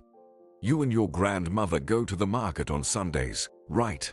Well, today, I'm joining you. Did your mother send you for milk again? Nora smiled. No. Philip blushed. I just came to help. Thank you so much. The girl replied. Honestly, it's so unexpected. But I already went to the market yesterday. I deviated from our rule and went on Saturday. Awkward. Philip mumbled. Philip felt like he had stuck his nose where it didn't belong. Who actually asked him for help? But if you really want to do something nice for us, Nora smiled. You can help us with the kitchen tap. It's been leaking for a long time. My grandmother and I would appreciate it if you could do something about it. Fix the tap, Philip exclaimed. Sure, easy. Do you have tools at home? The guy easily took care of it. While Philip was working, Mrs. Lohman and Nora managed to set the table. Philip, come to lunch, Mrs. Lohman said. Wash your hands and join us. What? Did I help you for a treat? Philip muttered. No need to fuss, it's worth it. The old lady objected. Polite young people like you don't visit us every day. Right, Nora. The girl blushed and didn't reply. The guy also felt awkward. Not from the unexpected compliment, but because Madeline had sent him several messages, and he hadn't responded to any. Philip couldn't come up with an explanation for her and feared that the girl would turn to his mother again. What would happen if Madeline and his mother found out about Nora? He couldn't refuse Mrs. Lohman either. Keeping the promise to himself that it was the last time, Philip sat on a chair and sighed. Mrs.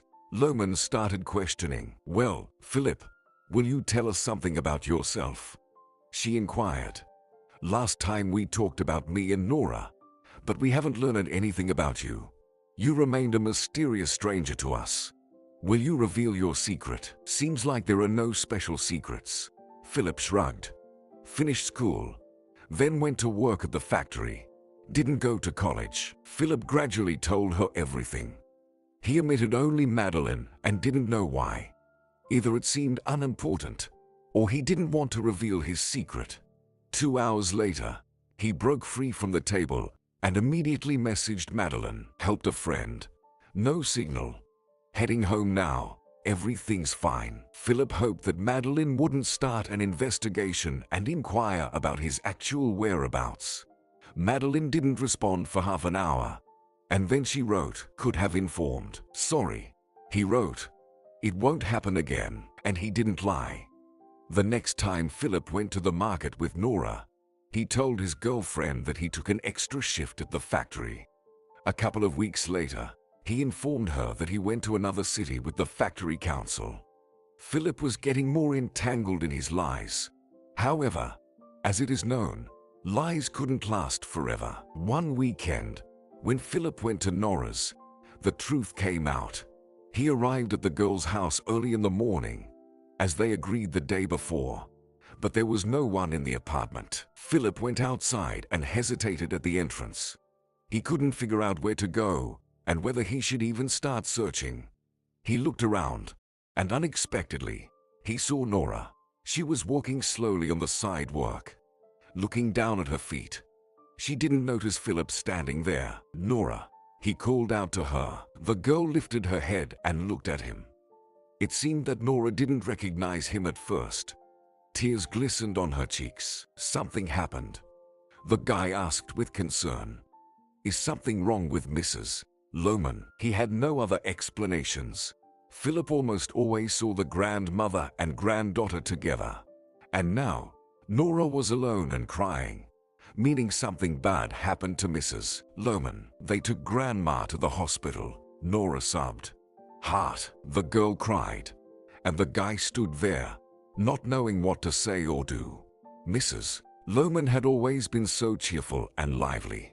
It was hard to believe she had any health problems. Grandma didn't feel well last night, Nora whispered. I wanted to call an ambulance, but she wouldn't allow it. Said she'd be fine. I stayed up half the night, keeping an eye on her. I was afraid that something bad might happen to Grandma while I was asleep. But in the end, I still dozed off. Woke up in the morning, and Grandma's face was pale. Luckily, the doctors arrived quickly. They took Grandma to the hospital. The girl fell silent, but Philip felt that she hadn't finished. "What?" he asked Nora. "What did the doctor say?" "It's very, very bad, Philip," the girl whispered. "And I don't know what can be done." Philip didn't know either. He wasn't a doctor or a psychologist, so he had no idea how to comfort the girl. The only thing available to him was to hug Nora and whisper in her ear, "Everything will be okay. Mrs. Lohman will definitely get better.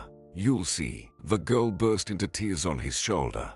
Philip gently patted her back, and at that moment, he saw familiar red hair. Madeline was looking at him, her eyes widening.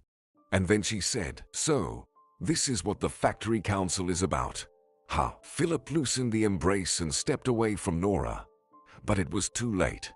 His girlfriend's eyes were sparking. "Factory council," she repeated angrily. "Helping a friend. Whom else did you rescue from trouble there? The whole town? Or just this girl?" "Nora is not just a girl," Philip replied. "I mean, she's a girl. But not in the way you're thinking. In general, she's my friend." The guy desperately tried to find the right words. But whatever Philip said, it was all wrong. "Friend," she repeated, looking at Nora with a disapproving look. "She's too pretty for just a friend.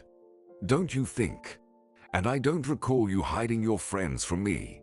At least not the ones who wear pants." Nora looked at Philip, confused. "Philip, I don't understand something," she said. "Nothing," Madeline told her. "You'll understand. And you, Philip, goodbye. And don't bother me with calls." With her usual light step, as if nothing special had happened, the girl walked away. Philip wanted to run after her, but he couldn't leave Nora. How could he abandon her at such a moment? "Is she your girlfriend?" Nora asked. Philip nodded. "Why didn't you tell me about her before?" What could he say to that? Philip himself didn't know why he had kept silent until now. Perhaps deep down, he was afraid that Nora and Mrs. Lohman wouldn't accept his help if they found out about Madeline.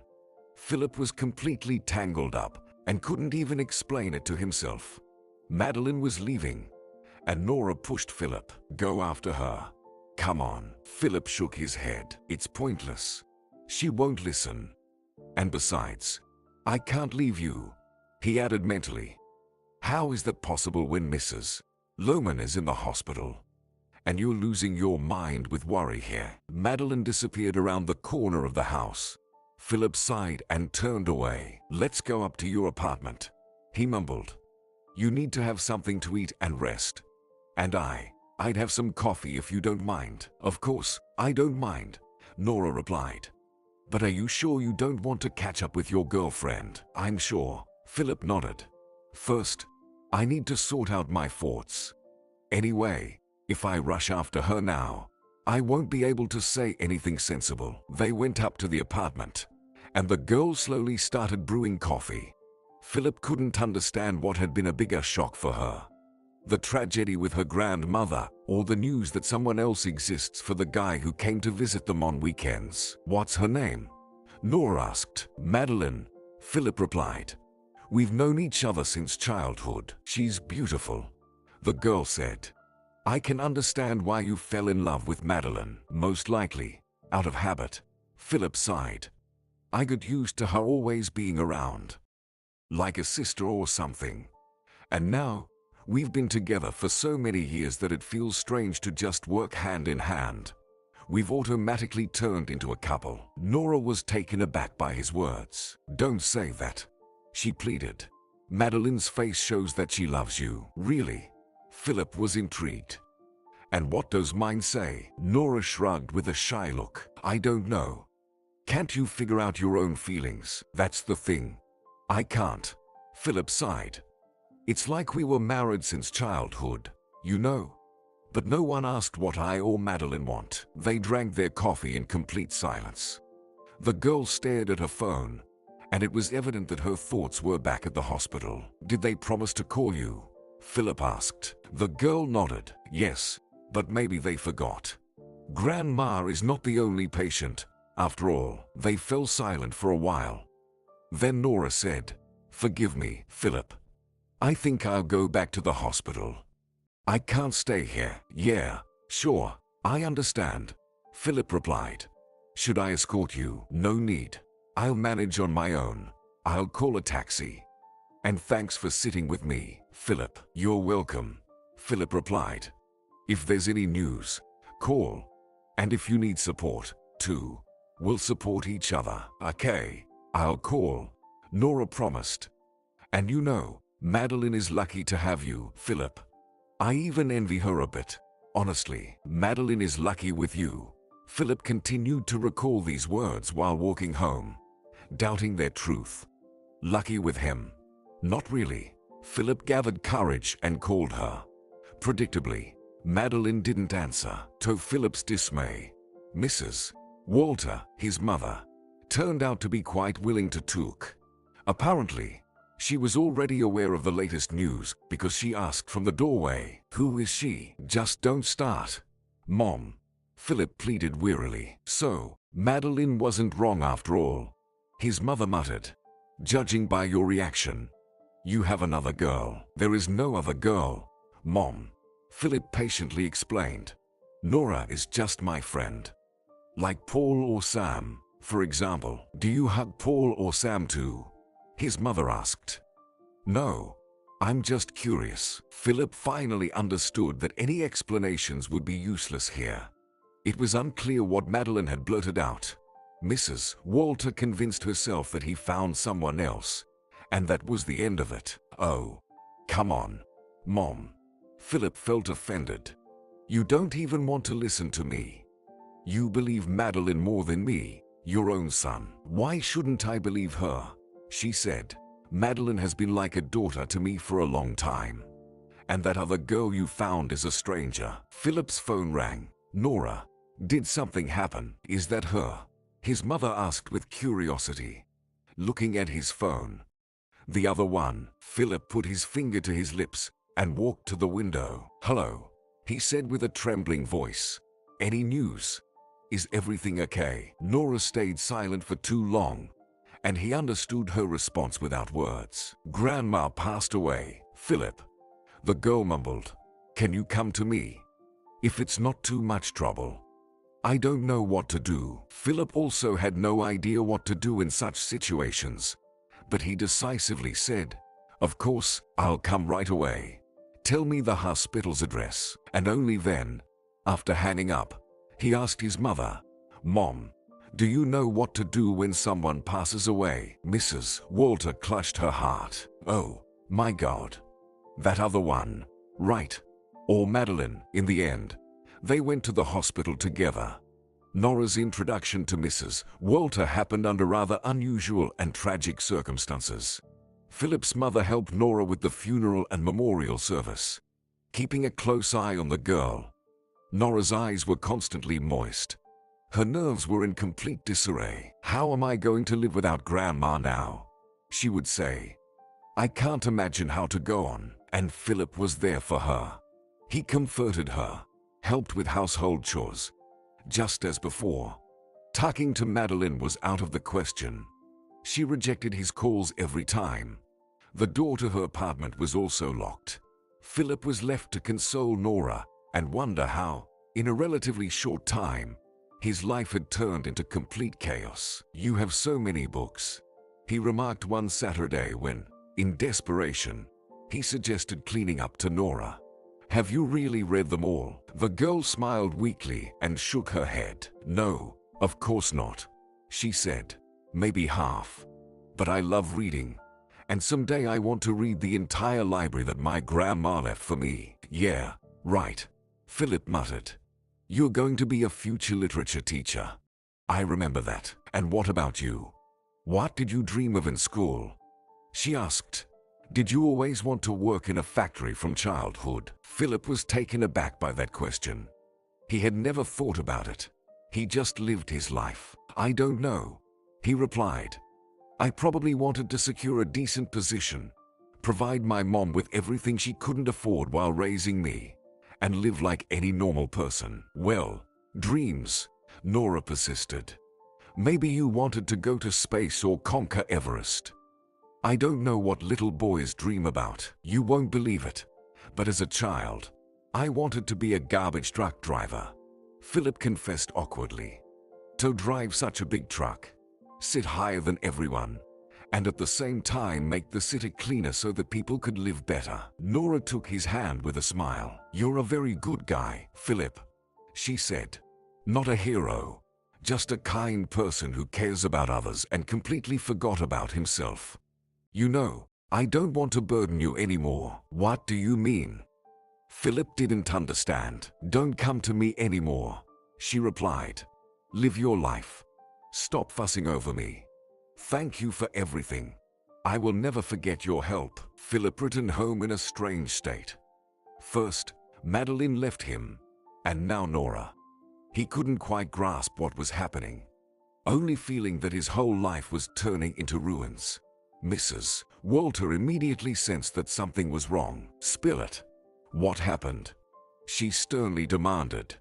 You managed to quarrel with this one too, didn't you? She still didn't like Nora. She told me not to come anymore.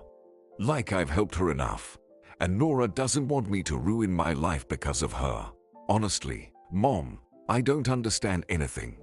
Philip explained. Do you even need her? The woman asked. Philip nodded thoughtfully. You know, Mom, at first, I thought it was just friendship. But now I realize that Nora is important to me. She's somehow special, you know, different from Madeline. Madeline suits you better, Mrs. Walter said. Why? Philip asked. Just because she's the daughter of your best friend. You're a fool, Philip. The woman sighed. When choosing a fiancé, you should pick someone who shares your values. You're a simple, hard-working guy. This girl with her books, sufferings, and castles in the air is not from our world. You have nothing in common with her. And with Madeline, who loves parties. Of course, I do, Philip muttered. All that is nonsense, his mother said. It's just youth. Madeline will outgrow all that and become a normal wife. One of ours, from the ordinary folk. Philip stayed silent. Mrs. Walter sighed heavily and asked, So, do you like this one? Then go right now and propose. I know you. You'll procrastinate, and then you'll end up alone. Propose. Philip was amazed. Mom, you can't stand Nora, remember? Well, I'm not the one living with her. You are, she replied. And Philip went to propose to Nora. He felt that he would regret it later if he missed out on such a girl. Nora was shocked by his proposal. Are you sure? She hesitantly asked. I've always been a burden to you. What burden? What are you talking about? Philip protested. You're like the sun to me. I can't live without you. He couldn't come up with anything more poetic. He was even shy to utter this simple phrase. Nora was no less embarrassed. I agree, she said. Because you mean a lot to me too, Philip. I can't even remember how I lived without you. They had a modest wedding, attended only by their closest relatives. Madeline condescended to send Philip congratulations, surprising him. She would go silent for weeks, and then suddenly, warm and seemingly sincere words would appear. Later, a few years on, Madeline got a job as a crane operator at the same factory where Philip worked. She playfully or perhaps seriously flirted with him. Philip couldn't understand why she was doing this. They sold Mrs. Lohman's apartment and invested the money in a country house. Mrs. Walter had dreams of rural life. Nora graduated from college and found a job at a school. For many years, everything went smoothly until a tragedy occurred. And then, those Swedes arrived at the factory. Philip felt quite awkward coming home with Madeline. Yes, over time, their communication had resumed, and Mrs. Walter still held warm feelings towards Madeline.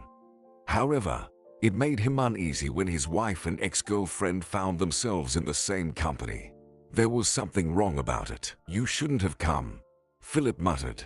Your Swede isn't there anymore. He checked into a hotel a while ago. Did Nora tell you? Asked Madeline. She didn't. I didn't ask either. It's obvious to anyone why he would spend the whole day in someone else's apartment, especially in the company of my mother. Philip still remembered how his mother greeted them that evening. I miss her anyway. If Valentine left, at least I'll chat with her. I always dreamt of such a mother-in-law, said Madeline. These hints haunted Philip constantly for several years. It seemed like Madeline wanted to show what it would be like if he married her. It irritated Philip, but he couldn't reason with Madeline and make her stop. We're here, he mumbled as they entered the apartment. They walked into the hallway. His wife looked somewhat perplexed, as if something was bothering her.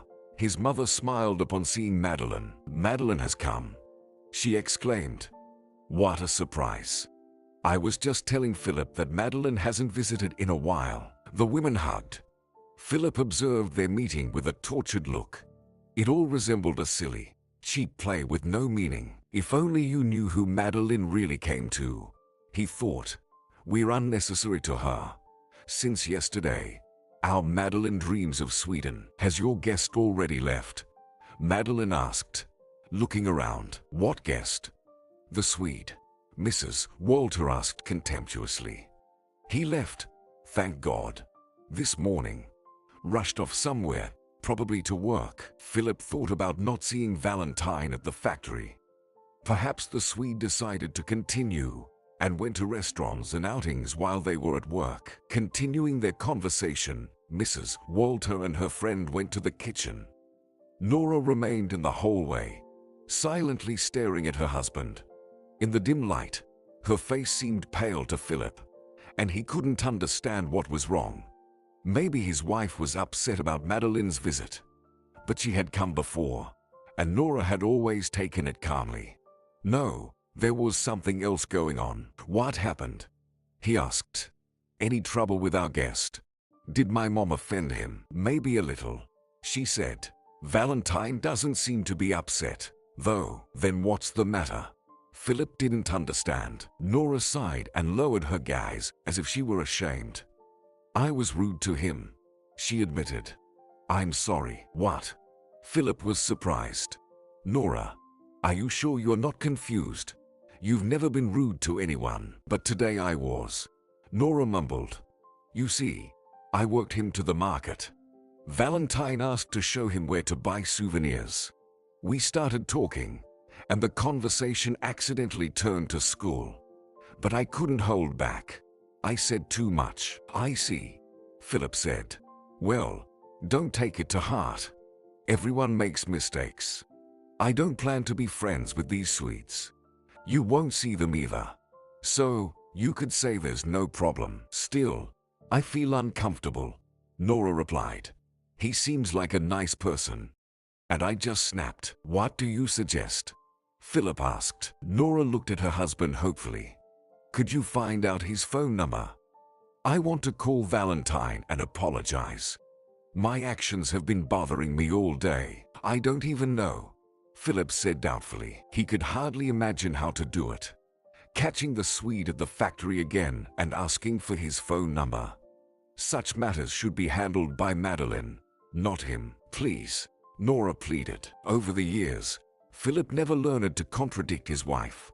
Once again, going to catch the Swedes in the factory canteen. He felt very foolish. Eddie laughed at him when he heard about this plan. You might as well invite him on a date, the guy said. Women want to meet him, and you're running after his number. What are you talking about? Philip replied irritably. What meetings? What women? This is about my wife. In case you didn't get it. After these words, Eddie immediately corrected himself. Yes, of course, sorry, he said. Still, don't you find it strange? Introducing your wife to another man and even getting his phone number? It's a bit too much. Nora just wants to apologize to him for one thing, Philip replied. You wouldn't understand. However, Philip himself found it challenging to understand why he was doing this. He joined the queue behind Eddie and cleared his throat, drawing attention to himself. Valentine noticed him and smiled. Hello, Philip. How are you? Philip shrugged with a carefree look. Fine. Been worse. And you? didn't get in trouble for skipping work. Apparently, he shouldn't have said the last phrase because the management was also in the same line. Hans turned around, giving Philip an unfriendly look. Hans snorted disapprovingly and turned away. Philip found the moment to ask Valentine, "Give me your phone number." Valentine, not understanding, stared at him. Philip had to explain, "My wife Nora told me you had a disagreement with her yesterday. She wanted to call and apologize. For some reason." The Swede seemed embarrassed. "She told you we went to the market." "Yes. What's wrong with that?" "Nothing, of course," Valentine said. "I just didn't have any disagreement with her. I said something wrong myself." "Your wife has nothing to apologize for, I assure you." "Nevertheless, she wants to apologize," Philip repeated. "Listen, be a friend. Fulfill my request. Talk to her. You know how women are, sensitive souls. Let her talk to you. Calm down, rather than reproach herself forever." "Okay," Valentine agreed. "Write down the number." While still waiting in line, Philip felt Madeline's gaze burning into him. Of course, Eddie had spilled the beans to her. As soon as Philip approached the table, his childhood friend bombarded him with questions. "So, did you get his number? Will you share it with me too?" "No, you'll manage," Philip muttered. "Do you think the Swede won't suspect anything when you call him? He'll immediately know I gave you the number." Madeline pouted offendedly. "Come on, Philip, please. I'll say I got his number through an acquaintance in the management at the factory. Valentine won't suspect a thing. Don't even ask." Philip shook his head. Madeline started vigorously tossing the salad, no longer looking at Philip. After a while, she whispered softly, "I wonder why Nora wants to apologize to the Swede. I'm lost in guesses. Why does she need his number?" "You wouldn't understand," Philip replied. Of course, Madeline agreed. "You're a fool, Philip. Leading your wife to another man with your own hands." This phrase annoyed Philip, just like a similar comment from Eddie not long ago. But he chose not to respond. What do they understand? He thought. My Nora is an angel. In the evening, he handed the piece of paper with the phone number to his wife. "You could have not called," Philip repeated. Valentine seems not to be offended. "But still, I will apologize," Nora said. "I don't want him to think poorly of us." "As you wish," the husband mumbled. "It's my duty to warn you." That night, Nora slept poorly, contemplating whether it was right to reveal her secret to a stranger. Or, on the contrary, would it be easy because she would see the Swede for the second and probably the last time? Early in the morning, after making sure her husband had left for work, Nora secluded herself in the room, closed the door tighter, and dialed the number. Valentine answered almost immediately. "Hello, Nora, is this you?" he asked. "Yes, it's me." The woman blushed. "How did you guess?" "I haven't even started talking yet. I was waiting for your call," the man replied. "Besides, no one else would call me so early from a local number." "Sorry, please," Nora said. "Did I wake you up?" "What are you talking about?" Valentine chuckled. "After what happened the day before yesterday, I must be at work exactly at 8. Hans, my colleague, will kill me if something like this happens again." "Then I won't keep you," the woman said. "Go to work. I'll call later. I don't want you to have problems because of me. Maybe we could arrange a meeting then," Valentine suggested. "At noon, when I have lunch, or in the evening. When is it convenient for you?" Nora's heart was beating anxiously in her chest. "What am I doing?" she asked herself. Wouldn't it be better to hang up? Nevertheless, Nora felt she wouldn't forgive herself if she refused this meeting. "Let's do it at noon," the woman said decisively. "Where would you be comfortable?" "Maybe in the center, at the square," Valentine suggested. "There's a cafe where we were taken with the delegation. Or a restaurant on the embankment, where Philip and I used to come.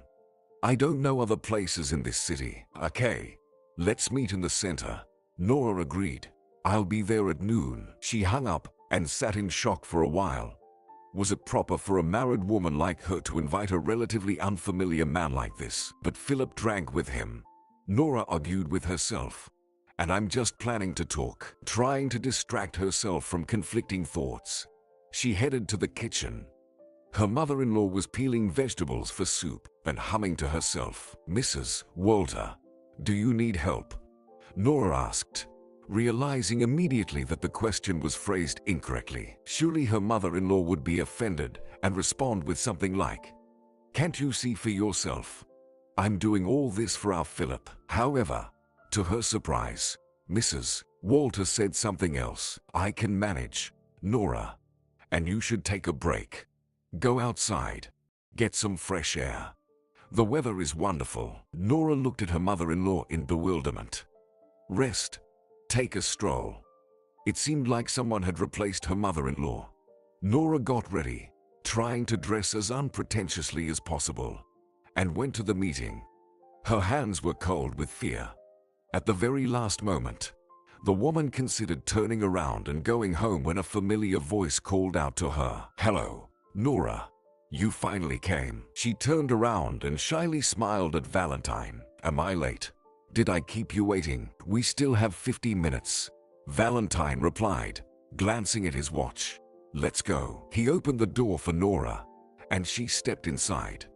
The restaurant on the square was quite grand, a place Nora wasn't accustomed to. She constantly felt like she was doing something wrong, and the waiters were scrutinizing her, evaluating the cost of her dress. "What will you order?"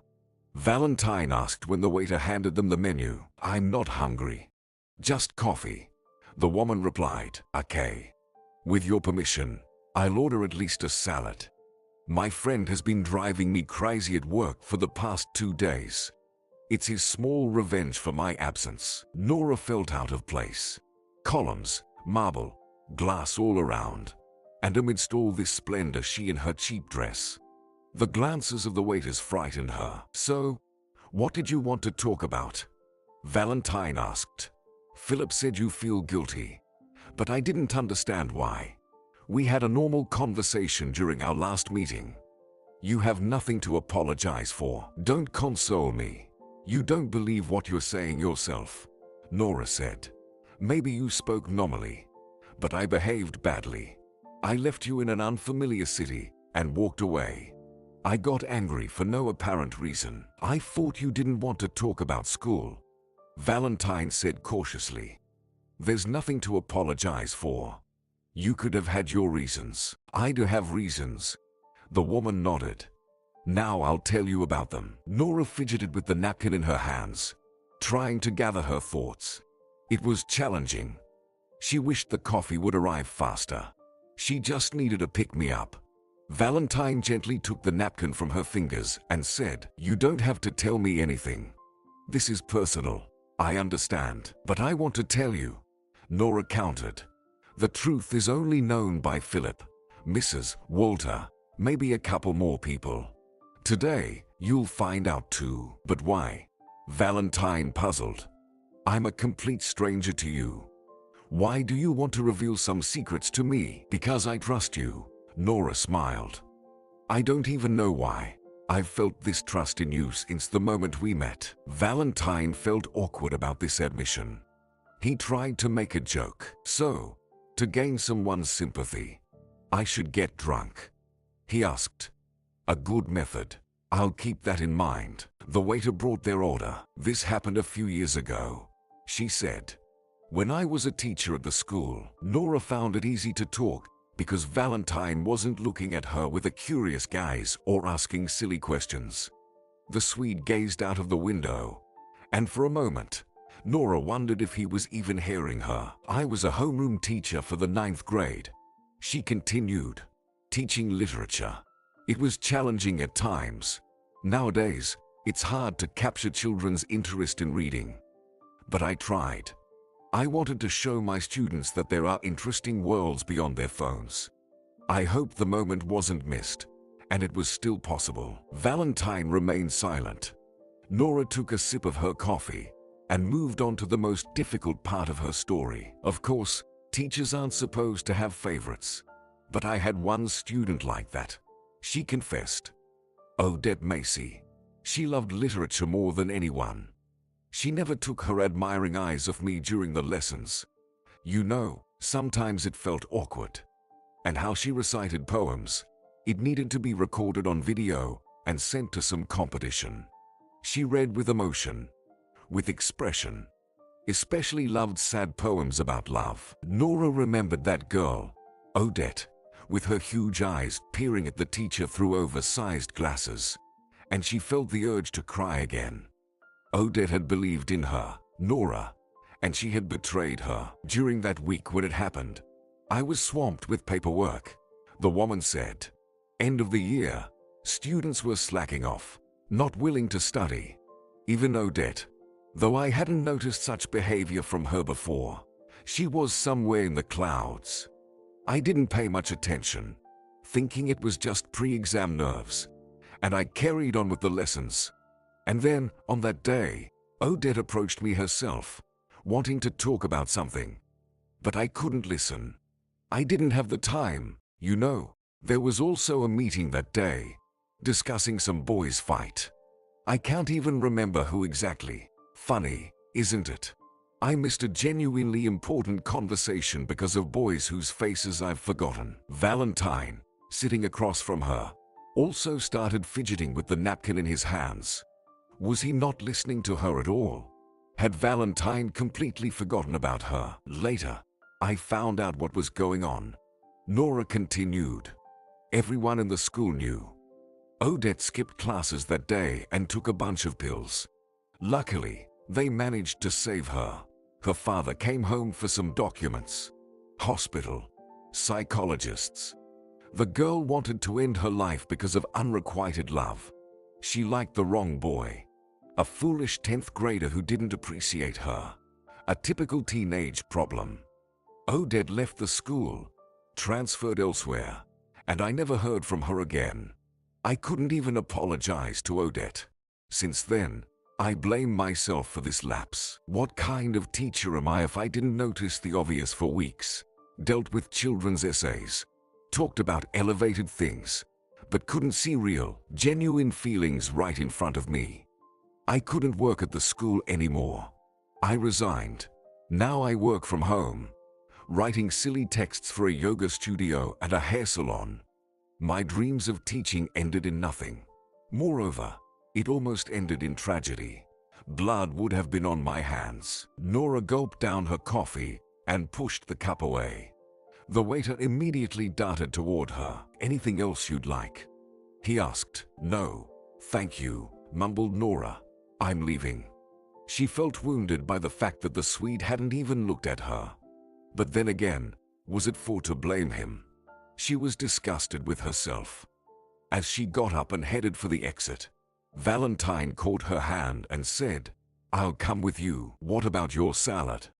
Nora looked at the plate in surprise. I've lost my appetite, probably because of my story. Nora blushed. Well, forgive me. Forgive me, for God's sake. Honestly, Valentine, I don't know what got into me. Why did these revelations suddenly start? You're not to blame for this, muttered Valentine.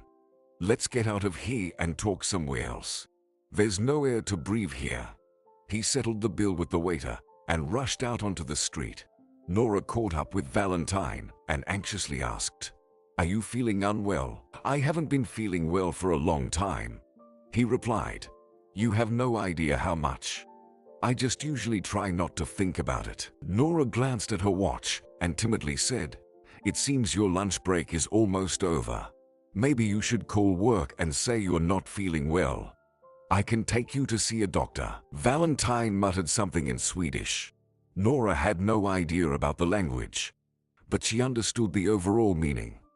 It seemed like Valentine wanted this job to go to hell. I've heard you out. Now it's my turn to confess, he said. And don't even think about resisting. You owe me that. Nora nodded bewilderedly. Of course, I'll gladly listen to you. Gladly. Valentine smirked. I'm afraid you won't be able to say that when you hear the whole story. Let's go somewhere where we can talk comfortably, maybe to the waterfront. suggested Nora. A taxi arrived fairly quickly. Nora made another feeble attempt to send Valentine to work, but he was adamant. They arrived at the waterfront and strolled along the water. There were few people around. Along the path, a 4-year-old rode a bicycle. Nora looked at him and, unexpectedly even for herself, asked, "Valentine, do you have a wife or a special someone? You never mentioned it. Sorry for prying, but you don't strike me as, how shall I put it, an unpopular person." However, the souvenirs were only sought for friends and family. "A special someone," mumbled he. "I had a special someone. It's been 5 years since we parted ways." "She left you?" Nora inquired. "Left? You could save it," sighed Valentine. "My Ingrid passed away." In horror, Nora pressed her hand to her lips and murmured, "Forgive me, please. I shouldn't have." No, it's okay," reassured Valentine. "That's actually what I wanted to talk to you about how your fiancé died." Nora asked in amazement. "Yes," nodded Valentine. "So that you don't think other people don't make mistakes. I assure you, this sad story with the schoolgirl will seem trivial compared to what I'm about to tell you. You're only guilty of not listening to the girl. I, on the other hand, can say I killed Ingrid with my own hands." Nora no longer interrupted him. Sensing something dreadful, she lost the ability to speak. "We met when we were 20, said Valentine. "I was studying to be an engineer, and Ingrid was a student who worked part-time at a cafe near my house on weekends.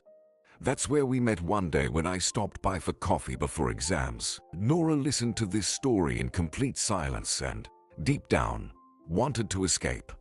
Now she understood why Valentine looked so troubled in the cafe. It was hard to discover the skeletons in your conversation partner's closet. "The first few years were good for us," he continued. "Ingrid and I finished our studies, started living together, rented a small apartment on the outskirts of Stockholm. Ingrid loved art. She was always disappearing to some exhibitions. By the way, she worked as a teacher, just like you. But she taught young children." Nora regretted not being able to steer the conversation to something else. Interrupting Valentine would be rude. But she didn't want to hear this story to the end. "We often went to the opera, the theater," he went on. "And I liked it all, really. But one form of art wasn't enough for me. I was always drawn to some adventures. You know, bridge jumping, scuba diving. Then I decided to buy a motorcycle." "You don't have to tell me more," Nora muttered. "I get it. I had no doubt you would. Otherwise, I wouldn't have said anything," sadly stated Valentine. "Yes, it happened just like that. I persuaded Ingrid into that ill-fated trip, and we crashed on the motorcycle. I got away with a few fractures and spent several months in the hospital. And she died, never regaining consciousness. It all went wrong, didn't it? I was supposed to die, not her. It was my idea, after all. But there's no justice in this world." "Don't you dare blame yourself for this," exclaimed Nora. "You didn't want it to end like that, did you?" "Then don't blame yourself for what happened to your student," requested Valentine. "It's painful to see you recall it." The woman gazed at his face for a few moments, then pressed against the Swede's shoulder and burst into tears. Whether it was because she finally unburdened her soul or because Valentine turned out to be even worse than she thought, Nora herself didn't know. She only felt that she had finally met someone who understood her. Returning home late in the evening, Philip found his wife in a strange, contemplative state. She almost overflowed the soup before the man stopped her. "Sorry," murmured Nora, wiping the table with a towel. "What are you doing, huh? This is my friend's gift, not some rag. Couldn't you wipe the table with a sponge? You're floating in the clouds," scolded Philip. "Sorry," Nora repeated. Her thoughts seemed to be somewhere very far away. Philip scrutinized her and asked in surprise, "What's going on with you? You seem out of sorts." Nora shrugged. "Everything's fine. Just tired today. I guess. And did you meet that Swede of yours? Did you tell him everything you wanted? Continued the man. Nora blushed, paled, and couldn't say anything. Mrs. Walter shifted her gaze from Philip to Nora and unexpectedly tapped her spoon. No one talked to anyone. Understand? Nora went to the store during the day, and then we cooked soup together. Philip looked at her in bewilderment. Mom, what's wrong with you? He asked. Both of you are acting strange today. Nora's not herself. She snapped at someone. You're acting out too. Philip, do you hear yourself? How are you talking to your mother? Eat up and stop talking nonsense. Making up some kind of fiction, shouted Mrs. Walter. I didn't make anything up, said Philip. Can't even ask a normal question anymore. Nora almost didn't hear what they were talking about. She couldn't take her eyes off her mother-in-law's face and got lost in conjectures. Why did she lie about her and Valentine? Nora could swear that Mrs. Walter eavesdropped on their morning phone conversation and knew where her daughter-in-law was going. She almost decided to cancel her meeting with the Swede scheduled for the next evening. But it was beyond her strength. For the second and last time, she told herself, Valentine will leave in a week anyway, and we'll never see each other again. Why can't I have a final conversation with him? Nora told her mother-in-law that she was meeting an old school friend. She felt ashamed of deceiving Mrs. Walter. Lisa came. We haven't seen each other in about 8 years. I'll be back in a couple of hours, she said. Mrs. Walter waved her hand. What's the fuss, Nora? Go ahead. Of course. I might even drop by the neighbors for tea. And Philip can handle himself. He's grown up. This phrase once again shocked Nora. However much Mrs. Walter knew her, she always treated Philip like a little boy. If needed, I can stay, Nora said. I can see Lisa some other time. Go, said Mrs. Walter. We've already agreed. When will you see her another time? Your Lisa will leave. She will, Nora repeated sadly. You're right, Mrs. Walter. I have to go. Thank you. That evening, Nora strolled with Valentine in the park. Sorry, it's not too luxurious here, she said, pointing to the paths with cracked asphalt. But it is what it is. Unfortunately, our city doesn't have a botanical garden or an arboretum. And I didn't invite you to the theater because there, can't talk. Valentine finished for her. Nora nodded in relief. Exactly. I wanted to talk with you. Honestly, I don't know about what. It seems silly if you think about it. Nothing is silly, the Swede replied. We can talk about anything. For example, what's the last book you read? Nora smiled. This topic was her favorite, but she had no one to talk about books with and no time. I'm rereading the school curriculum to not lose my knowledge. And you? How do you spend your free time? I don't have much free time, Valentine replied. During the day, it's the factory, and in the evening, it's the hotel and another dose of moralizing from Hans. And so day after day, the same thing. No, I mean not what you do on a business trip, but your free time at home in Sweden, Nora said. At home, it's the same, he answered. Work, Hans, no difference. You speak so negatively about your colleague. It seems you don't get along well with him, Nora murmured. Why endure all of this? Isn't it easier to find another job and breathe freely? Maybe it's easier, Valentine muttered. But there are certain circumstances that prevent me from doing that. Let's talk about you instead.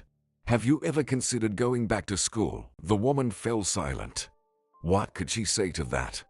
That she considers herself unworthy to be a teacher. It seemed Valentine read these thoughts on her face because he continued. You understand that it's all nonsense, he said. People like you, who can empathize with others, should work in schools. Anyone else in your place would have long forgotten about that incident and wouldn't have attached much importance to it. That evening, Nora realized that she felt something she hadn't felt in all the years of her marriage to Philip.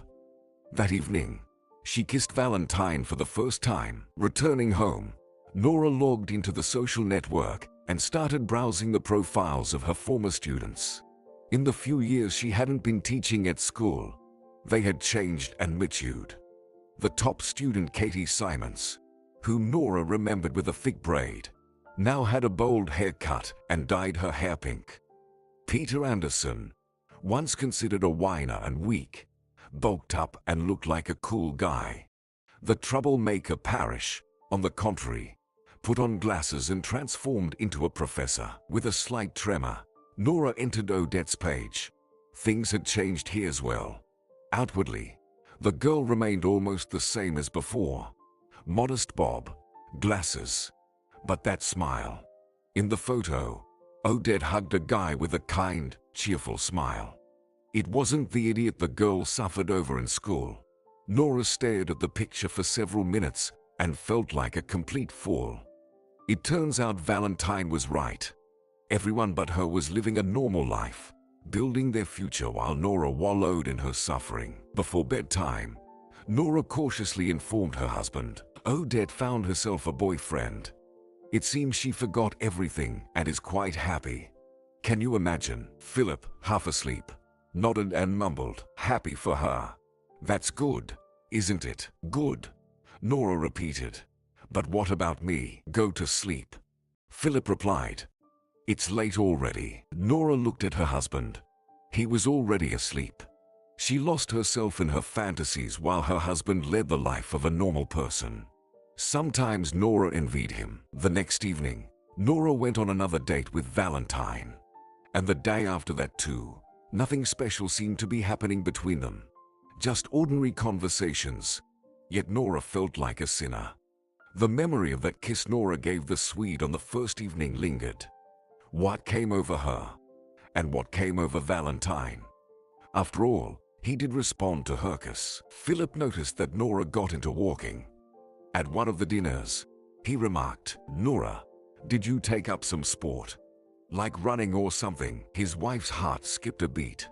For a moment, she thought her husband knew the truth about her works and was mocking her. "I'm just taking a stroll," Nora muttered, wandering the streets, looking around.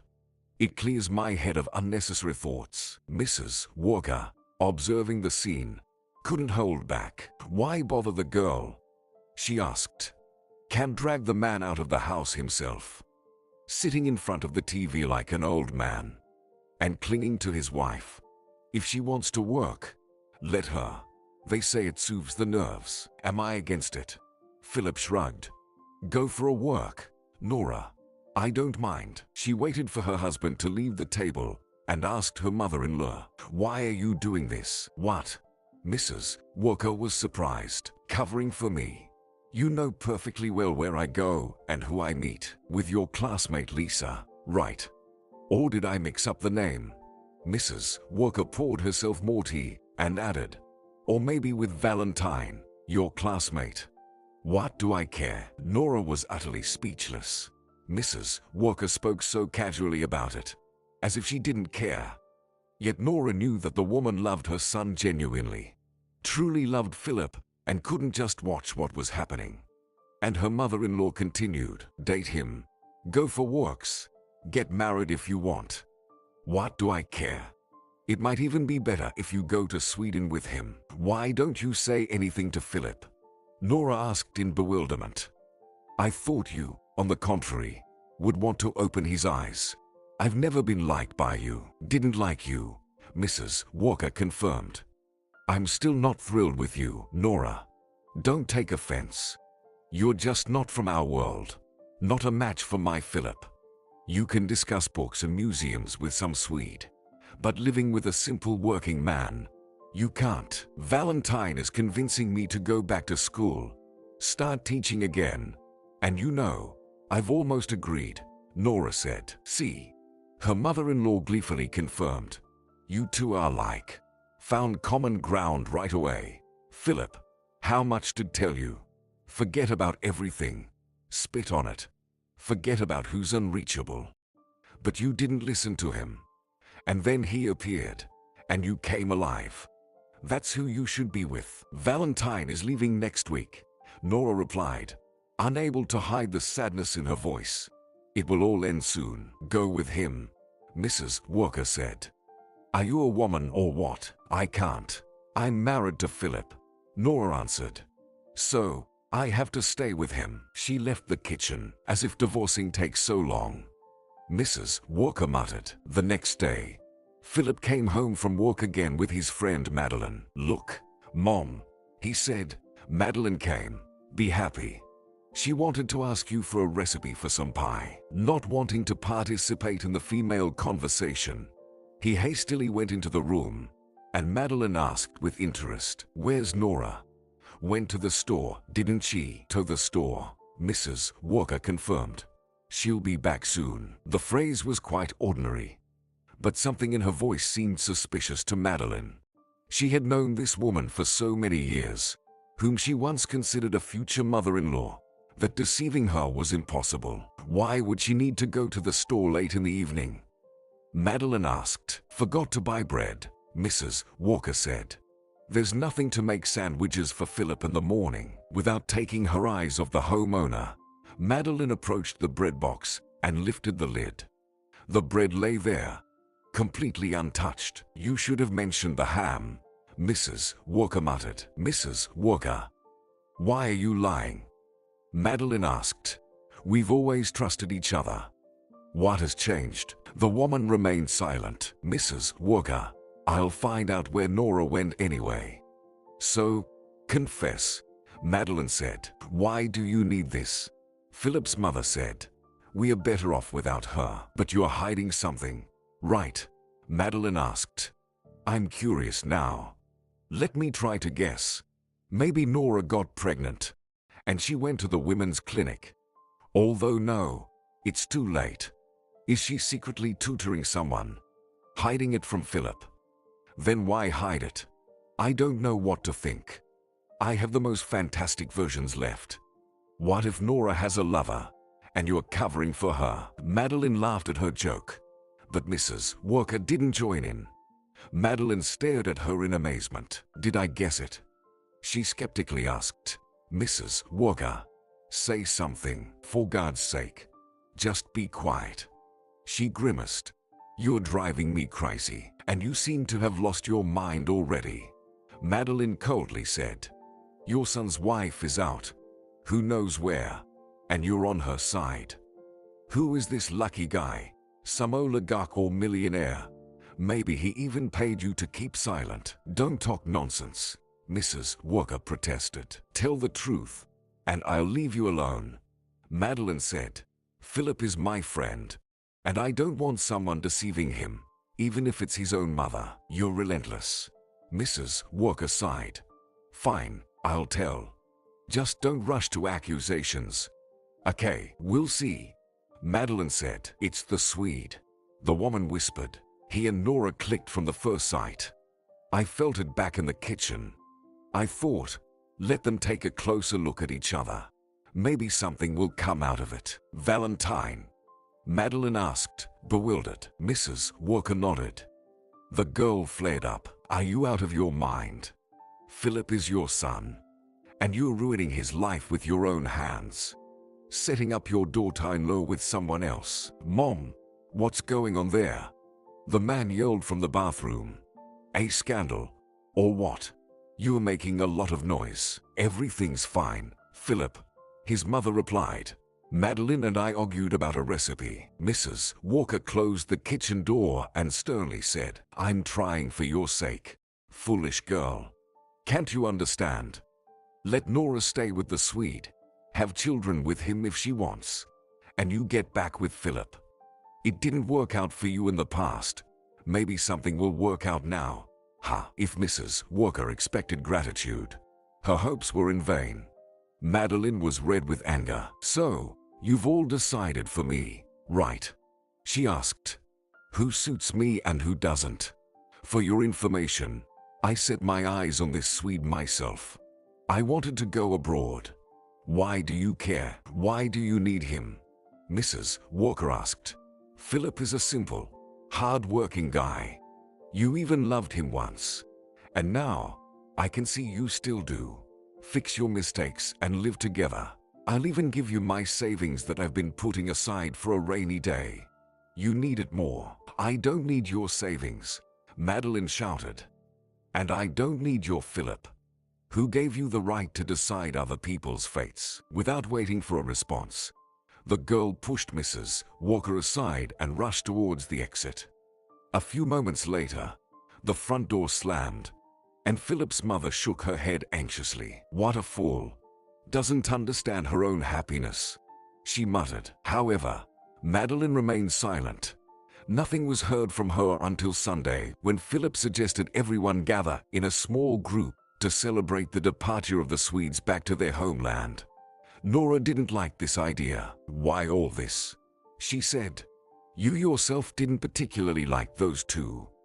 Besides, do you remember how your welcome banquet ended? Don't you think it might repeat?" "It won't repeat," Philip reassured her. "I asked Eddie not to organize any competitions, and we won't be drinking much. Well, maybe just a little." In the last few days, Nora was not herself. The thought of Valentine leaving affected her deeply. She met him every evening, but she couldn't stop time. No matter how much Nora talked to the Swede, it felt insufficient. She wanted to spend her last evening with Valentine somewhere on the waterfront, in silence and imaginary tranquility. Not at another drunken gathering, where Nora, she was sure of it, wouldn't be able to exchange a word with the Swede. Philip reserved a table at the same restaurant where they celebrated their meeting a couple of weeks ago. This fact disappointed Nora as well. Only once did she come here with Valentine during her work to have coffee. Now that memory would be overshadowed by another, where the impulsive Eddie would make unfriendly jokes, and the agitated Madeline would flirt with Philip, pretending to be her friend. Valentine sat across from her at a half-meter distance, but to Nora, it seemed an insurmountable distance. She was ready to burst into tears right here, in front of everyone, and didn't care what others would think. Nora restrained herself only for Philip's sake. She didn't want to cause trouble for her husband or embarrass him in front of everyone. Valentine didn't look too happy either.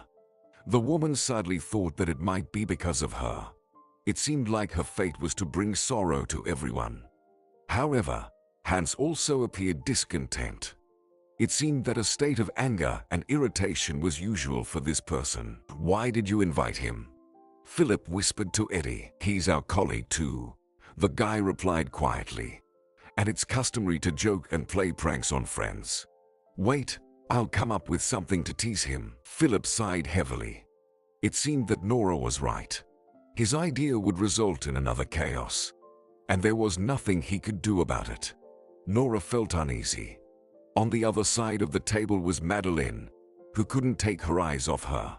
It terribly irritated Nora. "What?" Nora asked. "Is there something wrong with my face?" The girl shook her head and smirked. "Something is definitely wrong. You shameless thing." Nora jerked and knocked over her glass. Valentine immediately handed her a napkin. Madeline watched it all and squinted. "I look at you guys, and my soul rejoices," she said.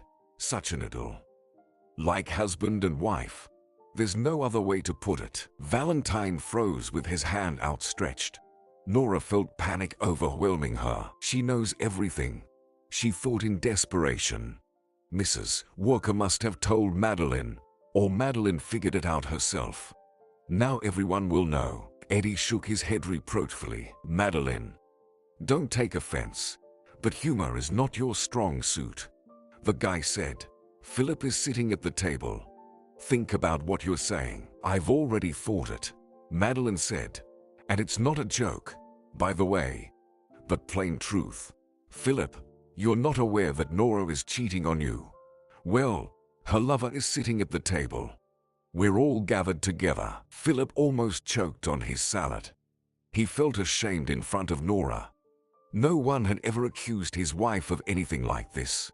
Madeline's assumption had ignited anger in Philip. "Have you already had enough to drink?" he muttered. "What are you saying in front of our foreign guests?" "Guests?" the girl scoffed. "One of these guests is strolling with your wife, and you seem to be completely oblivious." All eyes turned to Valentine. He finally lowered his hand and straightened up. But his voice, when he spoke, sounded firm. It's true. I like Nora. Moreover, I love her. I apologize. I have nothing more to say on this matter. Eddie whistled in surprise and mumbled, "Just look at him. Nothing to say on this matter. What if we have questions?" Philip barely listened to what his friend was saying. All his attention was focused on his wife. Nora, in turn, looked at the Swede in a way that needed no explanations. "Nora never looked at me like that," he thought bitterly. "I didn't know she was capable of it. It seems Madeline is not lying. She really likes this Swede for some reason." Philip didn't feel any anger, only infinite sadness. Suddenly, he realized that Nora had never entirely belonged to him. No one knew what to say, and Hans entered the conversation. The speech he delivered was eloquent, entirely in Swedish, but the general meaning was understood by all. Valentine responded in the same manner, with unexpected bitterness from the quiet engineer. "Watch, they're going to fight now," Eddie said with satisfaction, leaning back in his chair. It seemed like he was genuinely prepared to witness a brawl. "I bet on the old man. He looks like he's ready to devour us all." However, to his disappointment, a fight never broke out. Valentine apologized once again to everyone and left the restaurant. Nora ran after him. "Forgive me," the Swede muttered. "I will bring trouble to your life because of me. I bring sorrow to everyone I like." Nora shook her head. "Don't talk like that," she said. "I've never been so happy in my life as these past 2 weeks." "Yes, but what now?" Valentine asked bitterly. "What are you going to do next?" Nora didn't have an answer to that question. Her mind was in complete chaos. "Come away with me," Valentine pleaded. "Leave everything here. Let's get married and forget everything that happened. Like a bad dream." "Leave?" Nora asked perplexedly. "But I can't leave Philip. It would be unfair to him. Philip has done so much for me, especially when my grandmother died. I owe him." The lively expression disappeared from Valentine's face. "And now?" he asked. "What do we have left?" "Just this evening," Nora sadly replied. "Let's enjoy it for the last time." No one thought to follow them. Whatever was happening in the restaurant now meant nothing to Nora. She took Valentine's hand and asked him, "What did your colleague say? Why did he get so angry?" "Hans." Valentine seemed to have completely forgotten about the quarrel. "He got angry because I turned out to be a lover without honor and conscience." "Why does he even care who loves whom?" Nora exclaimed in indignation. "He's the uncle of a girl, Margareta, whom they've been trying to make my fiancée for a couple of years now." Valentine muttered. "Think about how I got into this business. Met the daughter of a big boss at a party. She liked me, and I climbed the career ladder so fast it was unbelievable." "Were you planning to marry her for the money?"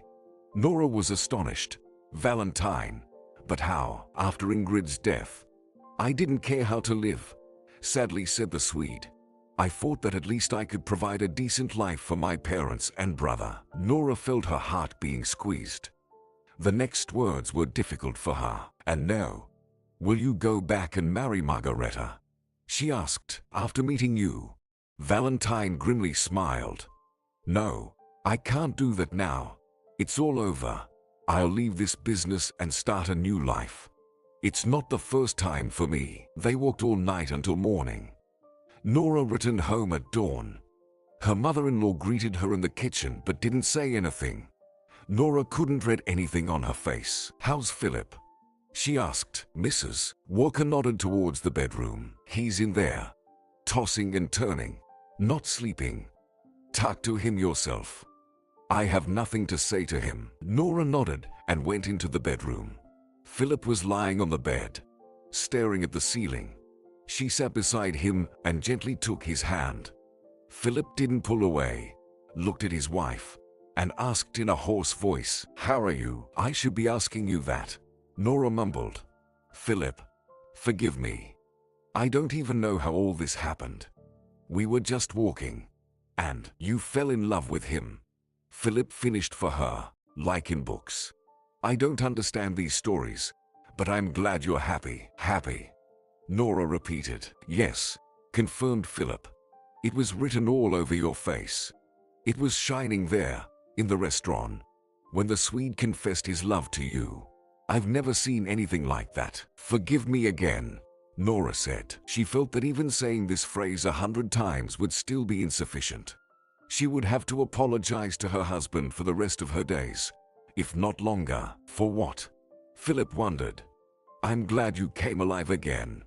After that incident with Odette, you hardly smiled. And in the last few days, it seems like you came alive again. Nora felt infinitely ashamed in front of her husband, but she didn't know what to do or say. Now it's all over. Exactly. Nora assured her husband. Let's forget about this story. Okay. I'll do everything I can to make amends to you. I know you told the truth. It's all over. Philip interrupted her. So pack your things as soon as possible. What? Nora asked in astonishment. Philip, do you want a divorce? Yes, nodded the man. I've already thought it through while you were away. We'll get divorced. And go to your Swede. Go before it's too late. Nora stared at her husband in shock. And he awkwardly said, if I understood anything from your book stories, it's that for someone else's happiness, you need to sacrifice something. Do you love Valentine? Go to him. Maybe Mom was right. Perhaps we were never a good match from the beginning. For a few moments, Nora tried to hold back her emotions, and then she burst into tears on his chest. Her heart was torn apart by love for Valentine, for her husband, by pity for herself because she turned out to be so wayward. It took more than a month before Nora could leave. The paperwork was time-consuming. Seeing her off at the airport, Philip awkwardly joked, now I'll know who to ask for vacation advice. Tell your Swede to wait for all of us as guests. Me, Mom, Madeline. She dreamed of strolling through the old town. Let's bring Eddie too. He's been dreaming of trying Swedish alcohol. Nora laughed. It will be a crazy house. But I agree. I think Valentine will agree too, because if it weren't for Madeline, we might never have mustered the courage to confess our feelings to each other. Philip watched the departing plane with a melancholy look and headed to work. He took the first half of the day off, so he found friends in the cafeteria. Madeline, as always, had saved a seat for him. Philip gratefully smiled at her. So, are you officially free now? She asked. I see no rings on your finger. Where should we go tonight? Philip glanced at Eddie. He was eating soup and pretending not to hear anything. It seemed like the guy had resigned himself to the fact that this red-haired beauty wouldn't be his. Is it that straightforward? Philip asked. Philip, we've been dragging this for 10 years. Enough. Madeline declared.